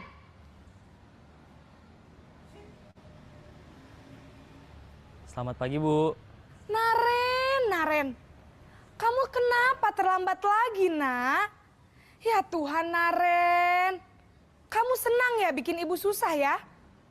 Kalau kamu terlambat lagi, nanti ibu yang ditegur bapak kepala sekolah, nak. Disangka ibu tidak bisa membina kamu. Duh, gimana ini? Maaf, Bu. Duh, Gusti Naren. Kamu suka ya kalau ibu ditegur bapak kepala sekolah? Terus, sekarang ibu harus tulis apa ini di buku absen? Ini kamu sudah sering terlambat loh. Ibu harus apa coba? Maaf, Bu. Maaf sekali. Ya sudah, lain kali jangan bikin ibu susah lagi ya, nak ya. Ibu tidak akan kuat lagi kalau kamu begini terus. Bisa jantungan kalau ibu ditegur bapak kepala sekolah. Sana cepat ke kelas. Maaf ya, Bu. Maaf sekali. Posisi pembuat rasa bersalah berbicara dengan nada tenang, cenderung lembut. Namun kata-kata yang diutarakan membuat murid merasa menjadi orang yang gagal. Memandang buruk dirinya sendiri, merasa tidak berharga, dan tidak sanggup membahagiakan orang lain. Ketika guru mengambil posisi pembuat rasa bersalah, murid akan menganggap dirinya yang bersalah dan ia akan menyimpan emosi negatif tersebut di dalam dirinya.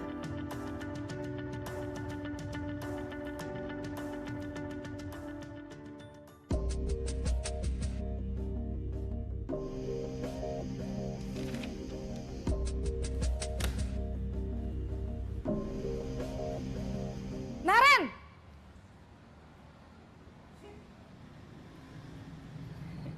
Selamat pagi, Bu. Wah, sudah jam berapa ini, nak? Terlambat lagi ya, sayang? Iya, Bu. Habis ibu saya lupa bangunkan saya, Bu. Kamu malah menyalahkan ibu kamu. Kamu bukannya anak yang larinya paling kenceng. Kok terlambat sih? Iya, Bu. Saya memang terlambat bangun tadi. Jadi, biarpun saya lari kencang, tetap gak kekejar, Bu. Ya sudah sana. Nanti lain kali larinya lebih kenceng lagi ya. Biar gak terlambat lagi. Bikin seneng ibu. Demi ibu. Bisa kan? Bisa lah, Bu. Ya sudah sana masuk kelas.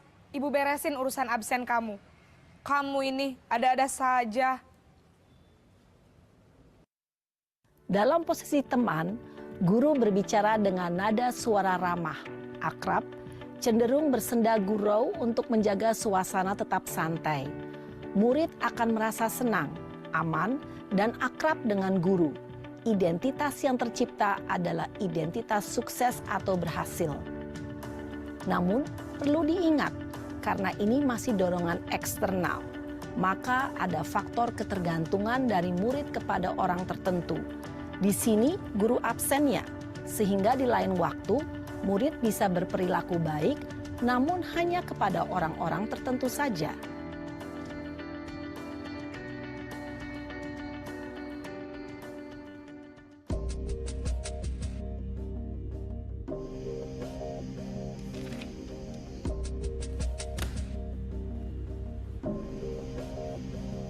Naren!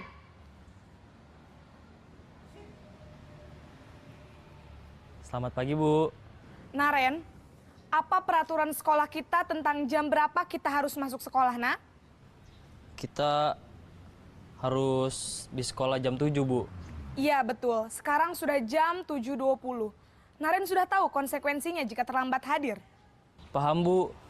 Saya harus tinggal kelas pas jam istirahat selama 20 menit. Iya, benar. Konsekuensinya demikian. Jadi nanti jam 9.30 pas istirahat, kamu harus tinggal di kelas, kerjakan tugas tambahan untuk ketertinggalan kamu, ya? Baik, Bu. Posisi pemantau mengandalkan penghitungan atau data untuk mengontrol murid. Guru mengarahkan murid berdasarkan peraturan dan konsekuensi. Seorang pemantau menunjukkan bahasa tubuh dan ekspresi wajah yang datar dan cenderung formal.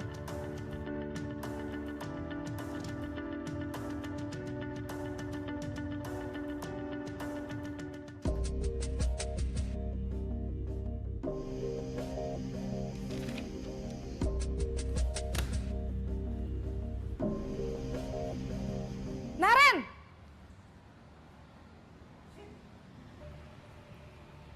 Selamat pagi, Bu. Selamat pagi, Naren. Maaf, Bu. Saya terlambat. Iya, sekolah masuknya jam 7, sekarang sudah jam 7.20. Jadi sekarang bagaimana ini, Naren? Maaf, Bu. Saya lupa setel alarm saya semalam. Baiklah, menurut kamu, keyakinan sekolah yang mana yang perlu kamu tingkatkan? Menghargai diri sendiri dan orang lain mungkin ya, Bu. Setuju. Jadi, apakah Naren meyakini prinsip saling menghormati tersebut? Iya, Bu.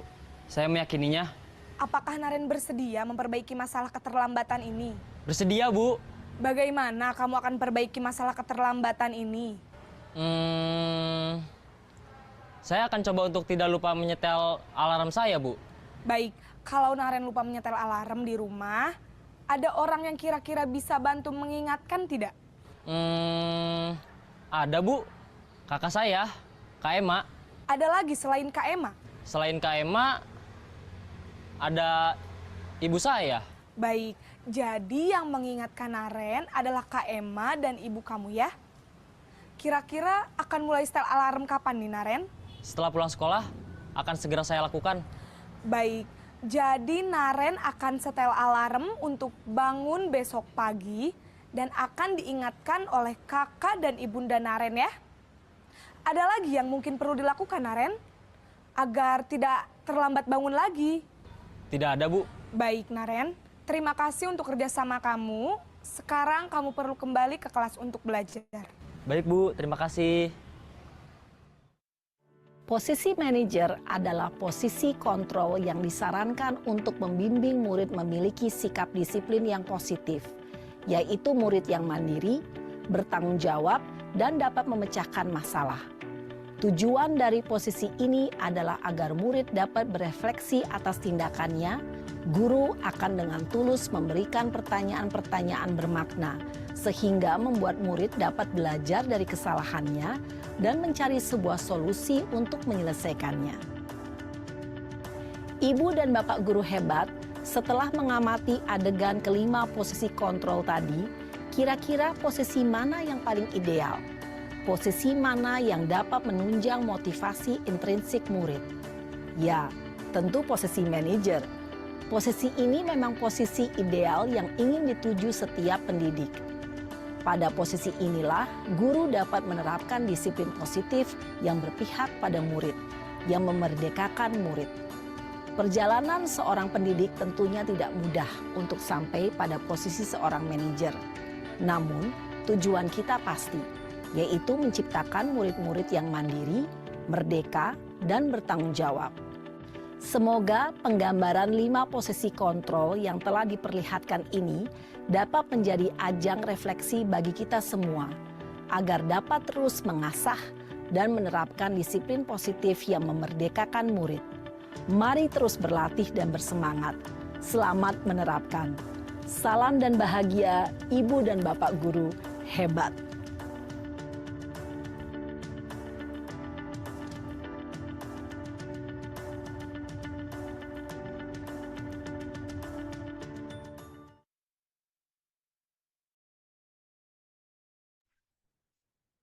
Nah, Bapak Ibu menutup pemaparan pada kesempatan pada sore hari ini, karena ini sudah sore ya di Surabaya, mengenai 5 posisi kontrol guru yang kita pahami. Nah, dari 5 posisi kontrol tadi, posisi terbaik adalah posisi manajer, di mana kita bisa memberikan kesempatan kepada murid kita untuk memperbaiki, untuk menjadi seperti apa yang mereka inginkan.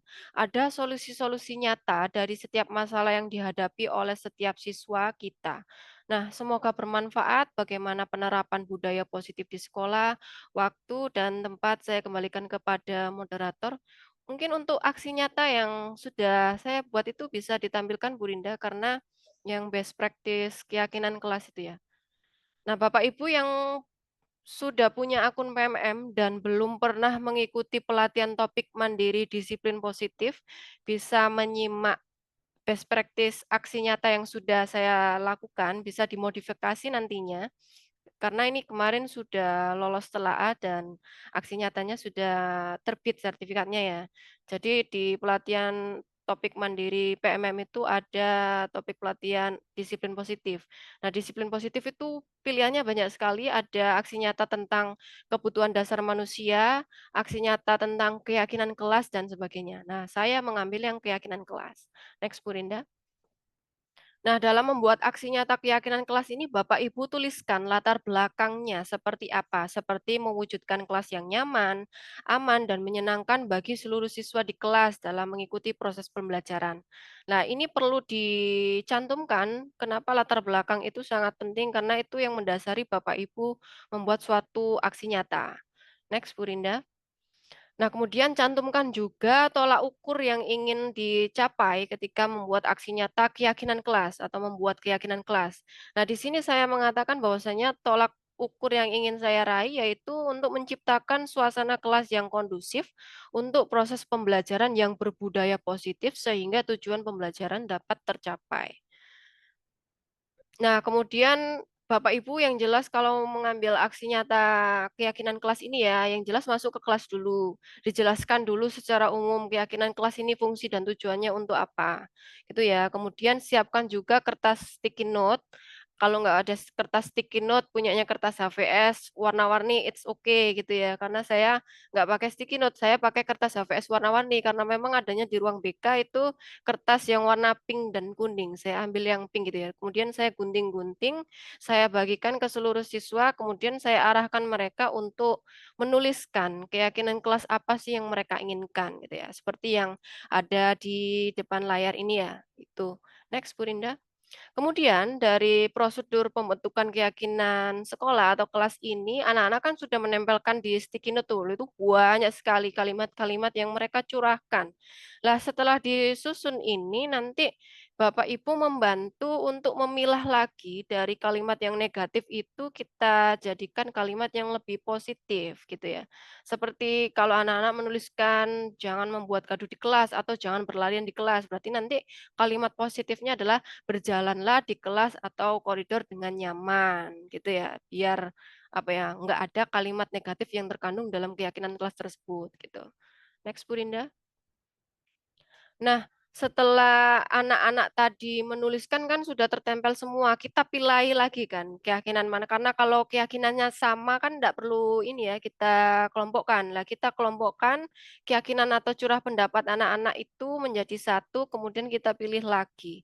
Nah, seperti ini, dengarkanlah guru, datanglah tepat waktu, itu berada di bawah satu payung, yaitu keyakinan untuk saling menghormati. Atau nilai kebajikannya adalah hormat. Nah, keyakinan inilah yang dimasukkan dalam daftar untuk disepakati. Nah, Bapak Ibu dalam membuat keyakinan kelas ini tentunya saya sudah mengalami beberapa ini ya, peninjauan atau revisi kalau di dalam topik pelatihan mandiri PMM. Disarankan dalam membuat keyakinan kelas itu kalimatnya jangan terlalu panjang. Meskipun kalimat itu positif, tapi kalau terlalu panjang itu nggak lolos telaah gitu. Termasuk saya kemarin awalnya sebelum dinyatakan lulus telaah ini, saya membuat keyakinan kelasnya itu sudah positif Bapak Ibu. Ternyata kok revisi gitu ya, ditolak sama PMM-nya, sama penelaahnya. Terus saya berpikir lagi di dalam modul 1.4 di guru penggerak itu, oh ternyata kalau membuat keyakinan kelas itu kalimatnya simpel saja, yang penting mengandung nilai kebajikan yang positif. Sehingga dari situlah keyakinan kelas saya akhirnya lolos verifikasi dari penelaah gitu. Next Bu Rinda. Nah, ini tadi ya prosedurnya.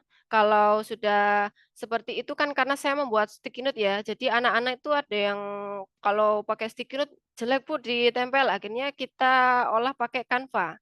Nah, dari Canva itulah terbentuk keyakinan kelas yang seperti ini. Next, Bu Rinda. Nah, di sini saya mencantumkan 10 keyakinan kelas yang sudah disepakati bersama dengan anak-anak. Dan tentunya kalimatnya sudah saya ubah ke kalimat yang lebih positif, seperti datang tepat waktu.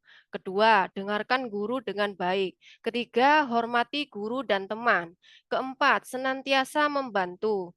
Kelima, berkomitmen pada setiap tugas. Keenam, selalu bersikap positif. Ketujuh, senantiasa menjadi diri terbaik. Kedelapan, belajar dengan aktif. Kesembilan, berbicara dengan sopan dan santun. Yang kesepuluh, menjaga kebersihan. Jadi kalimatnya sudah enggak, jangan buang sampah sembarangan. Jangan berbicara kotor. Itu kalimat jangan sudah ditiadakan Bapak Ibu. Kita ganti dengan kalimat yang lebih positif yang mengandung nilai-nilai kebajikan. Next, Bu Rinda. Nah, setelah di-print, Bapak Ibu jangan lupa untuk ditempelkan. Kalau Bapak Ibu pakai kertas pleno yang saya katakan waktu menjelaskan tadi, pakai sticky note, tempel-tempel, ditempelkan. Tapi kalau Bapak Ibu mau didesain dengan Canva, desain yang bagus tadi, di-print kemudian taruh di Figura. Jangan lupa untuk ditempelkan pada kelas, sudut kelas yang kelihatan siswanya gitu ya. Jadi biar lebih enak gitu dilihatnya. Next, Bu Rinda. Kemudian jangan lupa meminta umpan balik atau feedback. Lah, umpan baliknya ini jangan pakai soal yang asal-asalan ya. Karena di dalam aksi nyata itu ada soal-soalnya.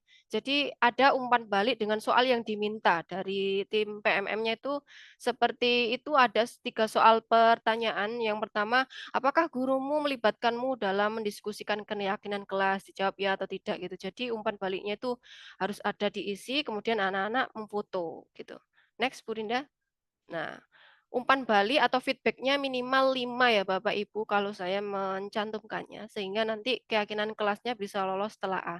Itu yang dapat saya sampaikan Bapak Ibu mengenai aksi nyata ini nanti akan saya bagikan di grup juga, sehingga Bapak Ibu ketika membuat aksi nyata keyakinan kelas ini bisa dimodifikasi lagi dengan kondisi real lapangan Bapak Ibu di sekolah. Terima kasih Bu Rinda atas kesempatannya. Saya akhiri. Wassalamualaikum warahmatullahi wabarakatuh. Waalaikumsalam warahmatullahi wabarakatuh.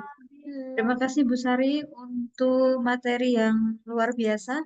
Hari ini sudah berbagi banyak sekali pengalaman dan ilmu untuk kita semua. Ternyata menjadi guru itu tidak harus istilahnya jadi guru yang menyeramkan untuk kita bisa didengarkan oleh siswa. Ternyata ya seperti yang saya bilang tadi, mungkin kurang cocok kalau kita didik siswa-siswi kita mengikuti zaman yang dulu kita dididik dengan cara yang keras terutama. Jadi mungkin budaya positif itu memang harus benar-benar mulai diterapkan di satuan pendidikan.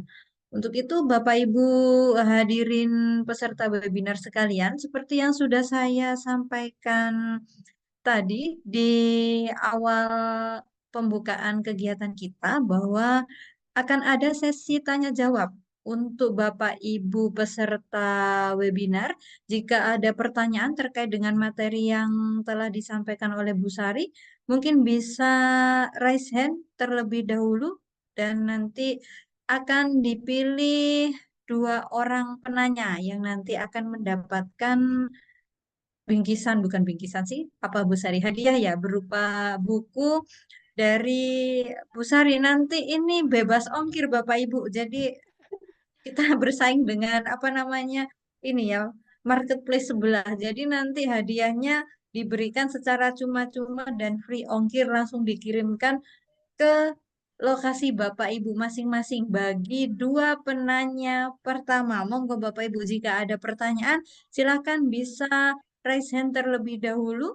Monggo jika ada pertanyaan Bapak Ibu mungkin terkait dengan penerapan budaya positif di sekolah atau mungkin mau sharing yang nanti berujung ke pertanyaan juga. Monggo Bapak Ibu jika ingin bertanya, kami persilakan.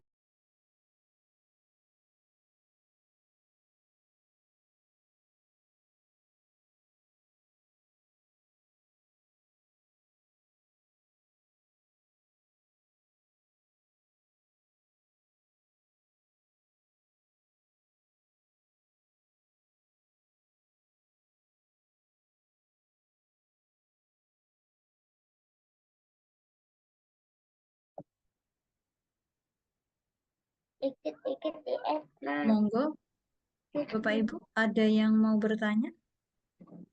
Ibu Siti Aisyah ini, apakah mau bertanya Ibu Siti Aisyah? Mohon maaf, terlihat raise hand sepertinya.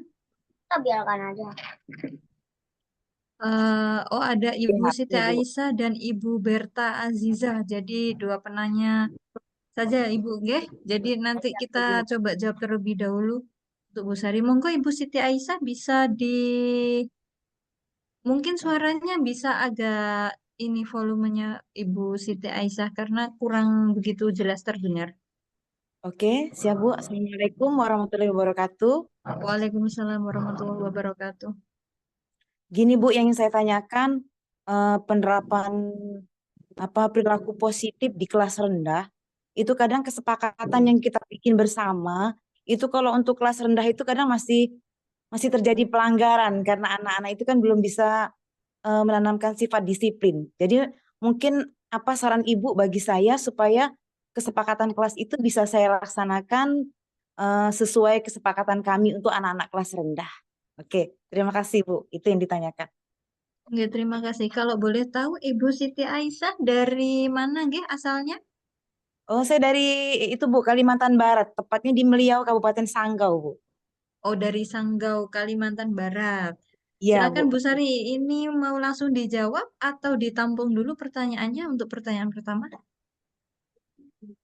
Oke.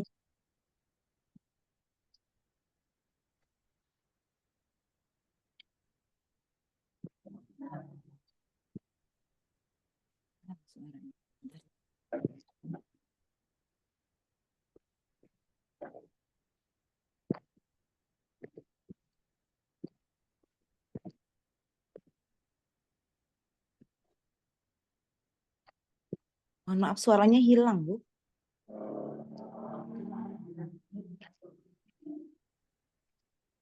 Cek. Oh, sudah masuk nggak? Oke, Bu, siap, Bu. Oh iya, terima kasih Ibu Siti Aisyah untuk pertanyaannya. Untuk pertanyaannya nanti akan dijawab secara bersamaan oleh Ibu Sari setelah penanya kedua, nggih, Ibu Siti Aisyah. Oke. Monggo siap. untuk Ibu Berta bisa menyampaikan pertanyaan selanjutnya. Silakan. Assalamualaikum warahmatullahi wabarakatuh. Terima kasih atas waktu yang diberikan. Perkenalkan, nama saya Berta dari SMP 22 Ngagung. Yang ingin saya tanyakan atau kita sharing ya. Mohon maaf Bu Berta, suaranya bisa ini diperjelas, maksudnya volumenya kok saya kurang jelas begitu maksudnya. Oke. Apakah sudah terdengar Ibu?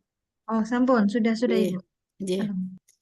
Terima kasih atas waktu yang diberikan.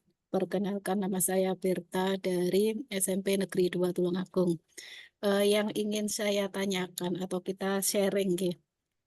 Untuk kesepakatan atau keyakinan kelas, semisal nanti kita ada perubahan atau kita menemukan ide baru, mungkin di semester 2 atau bagaimana, apakah bisa kita rubah gitu. Baik, terima Begitu kasih Ibu Ibu Rinda. Berta Nggih, atas nggih, terima pertanyaannya. kasih. Jadi ini saya review lagi untuk pertanyaannya. Tadi yang pertama dari Ibu Siti Aisyah, pertanyaannya adalah bagaimana untuk penerapan budaya positif di kelas rendah, itu yang pertama. Untuk yang Bu Berta, bagaimana kalau misalkan di tengah semester kita ada perubahan. Nah, itu bagaimana Bu Sari untuk dua pertanyaan. Jadi ini kita batasi dua pertanyaan saja ya Bu Sari karena keterbatasan waktu. Ini sudah minim sekali karena tadi pembahasannya cukup seru. Jadi ini kita batasi dua pertanyaan. Jadi untuk bukunya nanti langsung diterbangkan ke Kalimantan Barat dan ke Tulungagung ya Bu Sari. Seperti itu. Monggo Bu Sari bisa langsung dijawab untuk pertanyaannya. Oke, terima kasih Bu Rinda dan terima kasih untuk Bu Siti Asia,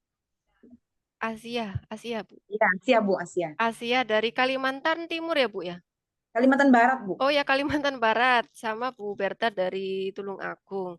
Jadi nanti ini Bu Asia, saya kasih buku ini ya, kelihatan ya Bu? Enggak kelihatan Oh ya? kelihatan Bu, ya Ah, kelihatan. bukunya Gambarnya. tentang bimbingan dan konseling adiksi. Ini buku yang saya susun bersama teman-teman S2 saya di tahun 2023. Nanti saya kirim langsung ke Kalimantan Barat ya Bu Insya Allah. Aisyah. Ya, Oke. ya, Bu. Sebelumnya mohon izin saya tanya ini Bu, untuk kelas rendahnya kelas berapa Bu? Kelas 1 Bu. Kelas 1 SD. Ya, Oke. kelas 1. Dalam membuat keyakinan kelasnya itu, Bu Asia bisa mencontohkan atau memberi saya gambaran sedikit tentang itu. Kalimatnya seperti apa yang Bu Asia bikin? Oke. Misalnya saat kita belajar anak-anak tidak boleh ribut. Nah, gitu. Kemudian tidak boleh jalan-jalan. Tidak boleh harus mendengarkan guru. Tapi dalam kenyataannya anak-anak itu masih melanggarnya gitu, Bu. Mungkin ada trik-trik gitu, Bu.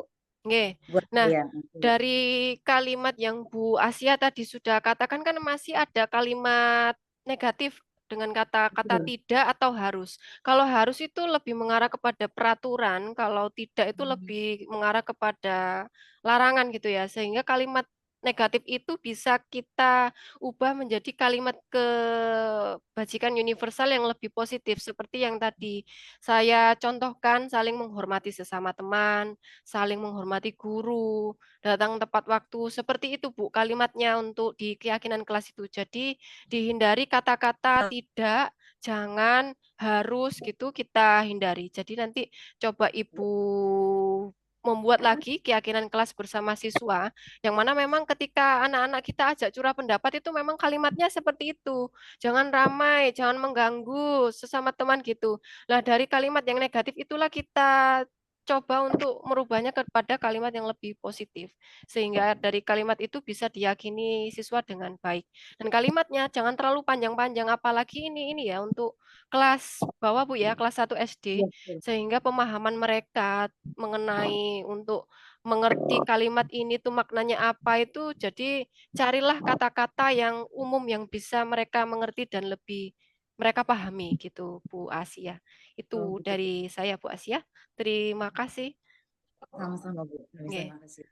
Oke, terima kasih. Yang kedua ada Bu Berta Aziza. Nah, dari Tulungagung ini Bu Berta teman S2 saya ini ya Bu Berta. Tadi Bu Berta mengatakan atau bertanya kalau keyakinan kelas itu apakah bisa diperbarui terus ya Bu ya? Keyakinan kelas itu memang setiap, kalau di kelas saya itu setiap 2 bulan sekali, 3 bulan sekali bisa diperbarui Bu, karena kan kebutuhan siswa itu kan pasti dinamis ya Bu, pasti berubah-ubah. Dan harapannya ketika kita melakukan aksi nyata topik mandiri PMM tentang disiplin positif keyakinan kelas ini harapannya memang kita bisa senantiasa untuk ini melakukan perubahan keyakinan kelas sesuai dengan kebutuhan siswa. Jadi nggak saklek itu aja keyakinan kelasnya, tapi jika memang dirasa perlu dirubah dan perlu didiskusikan lagi dengan apa ini anak-anak di kelas itu sangat boleh gitu Bu Aziza. Gitu Bu Aziza? Iya, terima kasih Bu Sari. Nggih, sama-sama. Bu Sari, saya mendapatkan ide Oh, nggih Pak, untuk monggo. Bu Asia Nggih. di Kalimantan Barat. Suara saya terdengar ya. Untuk kelas rendah, Bu. Kalau Iya. tadi Bu Sari memberi contoh tentang kesepakatan kelas itu dibuat kanva terus ditempel.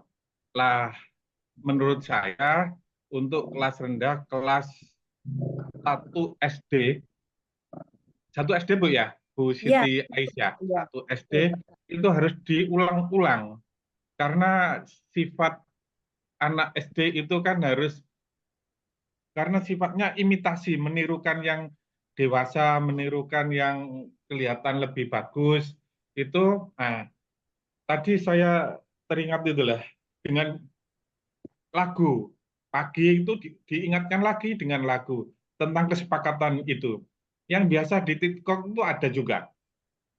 Mari kita belajar dengan bersama kawan, saling memberi salam, tengok kanan dan kiri, salam, santun, sapa, bersih, dan seterusnya. Kan enak Bu, tiap pagi diingatkan, tiap pagi diingatkan. Jadi kesepakatan kelas itu tidak, ya salah satunya ya bisa ditempel, terus salah yang lain itu juga bisa dinyanyikan, satu yang berikutnya dideklarasikan bersama-sama, sehingga terekam kuat di diri anak, apalagi di anak SD kelas 1, maka penyampaiannya juga, kesepakatannya juga harus dengan menyenangkan. Itu Bu Sari tambahan dari saya. Terima kasih Pak tambahannya Pak. Iya, siap. Nanti saya cari lagunya Pak.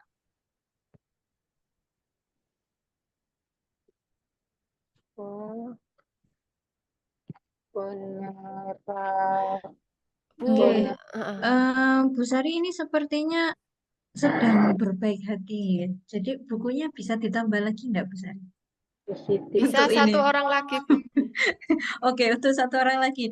Ini saya baca kolom chat. Jadi ada pertanyaan yang bagus dari Bapak Yudi Sulistianto. Nah, saya bacakan saja ya, Bu Sari. Apa guru mapel juga boleh membuat keyakinan kelas bersama siswa di kelas? Jadi, ini pertanyaan ketiga. Jadi, boleh ya, Bu Sari, untuk Pak Yudi dikasih untuk bukunya juga. Jadi, nanti yang diberikan tidak hanya 2, Bu Sari. Kita tambah satu lagi. Sunnah Rasul itu ada 3, Bu Sari. Monggo, bisa dijawab langsung, Bu Sari. Nggih, terima kasih Bu Rinda. Bisa sekali Pak Yudi, nggih. Pak Yudi asalnya dari mana Pak Yudi? Saya dari Kalimantan Barat, Bu, Kapuas Hulu, kabupaten terluar. Dari Kapuas Hulu, Kalimantan Barat juga. Oh, nggih. Jadi Pak Yudi, untuk membuat keyakinan kelas itu bisa semua guru, asal kalau memang dia jadi wali kelas malah boleh lagi. Atau Bapak kalau jadi guru mapel juga bisa membuat keyakinan kelas, tapi mengarahnya agar pembelajaran Bapak ini bisa diikuti anak-anak dengan baik. Lah itu juga bisa dibuat.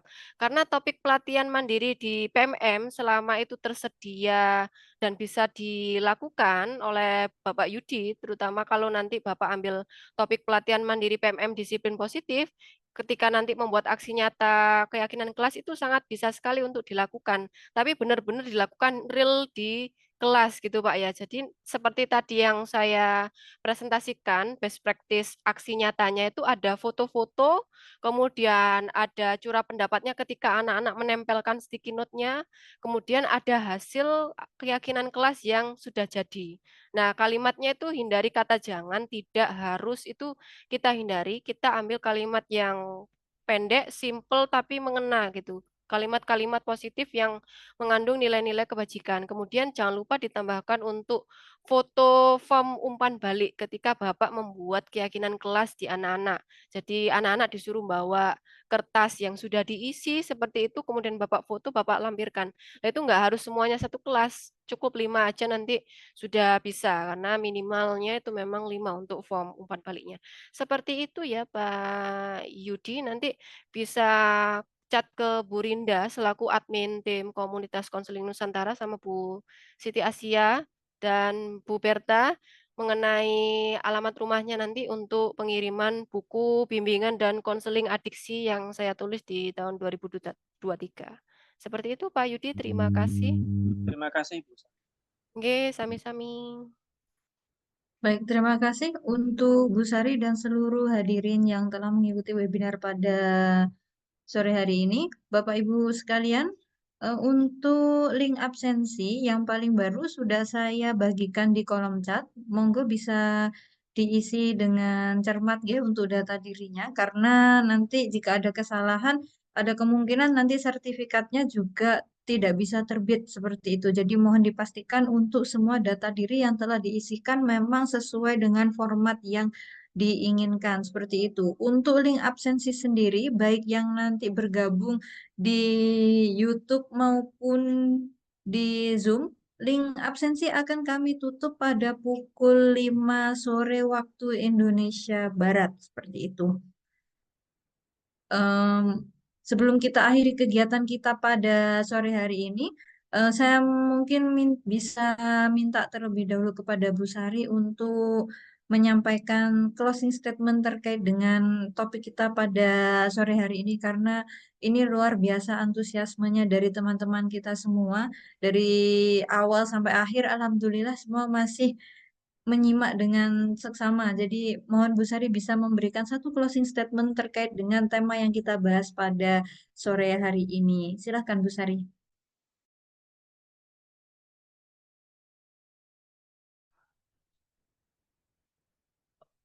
Sebentar, ini tadi mic-nya mic-nya bermasalah Bu Rinda. Oke, baik Bapak Ibu yang saya hormati, budaya positif di sekolah tentu saja menjadi tugas kita bersama sebagai seorang pendidik, nggih. Baik itu cara mengelola siswa, cara menindak kesalahan siswa. Selama ini kita selalu terpaku pada peraturan, tata tertib, sanksi, dan pelanggaran. Nah, coba kita mulai dari lingkup yang terkecil, kelas kita, disitulah lingkaran pengaruh kita sebagai seorang guru. Kita mulai perbaikan itu dari kelas kita sendiri, dan dari kelas itulah kita akan lebih meluas perbaikan apa di sekolah kita, dan dari sinilah akan terbangun ekosistem yang berpihak pada murid. Itulah yang dapat saya sampaikan. Mohon maaf apabila ada kekurangan dan salah kata. Saya akhiri. Wassalamualaikum warahmatullahi wabarakatuh. Waalaikumsalam Foto warahmatullahi bersama Bu Dinda. wabarakatuh. Oke, boleh Bapak Ibu sekalian. Untuk mengakhiri sesi webinar kita, mohon bisa untuk membuka kamera masing-masing ya, kita foto bersama dulu untuk dokumentasi kita pada sore hari ini. Dengan komando saya, nggih, mohon bisa dibuka terlebih dahulu kameranya. 1, 2, 3.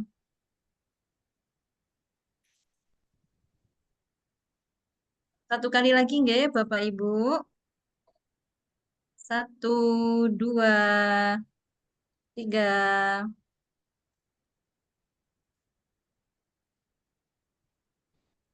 Baik, terima kasih yang sebesar-besarnya kami sampaikan kepada Bapak Ibu hadirin peserta webinar keempat Komunitas Konseling Nusantara yang telah bergabung pada siang hari ini bersama kita semua. Harapan kita semua adalah bagaimana caranya kita memajukan pendidikan kita di Indonesia mulai dari lingkup paling kecil, yaitu satuan pendidikan kita masing-masing, dengan bagaimana caranya kita menerapkan berbagai macam budaya positif di satuan pendidikan kita sendiri-sendiri. Seperti itu Bapak Ibu. Akhir kata, kami dari tim Komunitas Konseling Nusantara mohon undur diri dari kegiatan webinar kita pada hari ini. Mohon maaf jika ada salah kata, baik yang sengaja maupun yang tidak disengaja. Sampai bertemu pada seri webinar kita selanjutnya. Akhir kata, wassalamualaikum warahmatullahi wabarakatuh. Terima kasih Bapak Ibu semua yang sudah bergabung. Sampai jumpa pada kegiatan selanjutnya. Monggo dipersilahkan untuk meninggalkan ruang meeting sore hari ini. Oke, Kami terima isi kasih akan Bapak dulu. Ibu. Terima kasih. Terima Ditunggu kasih Bu webinar ilmunya. selanjutnya.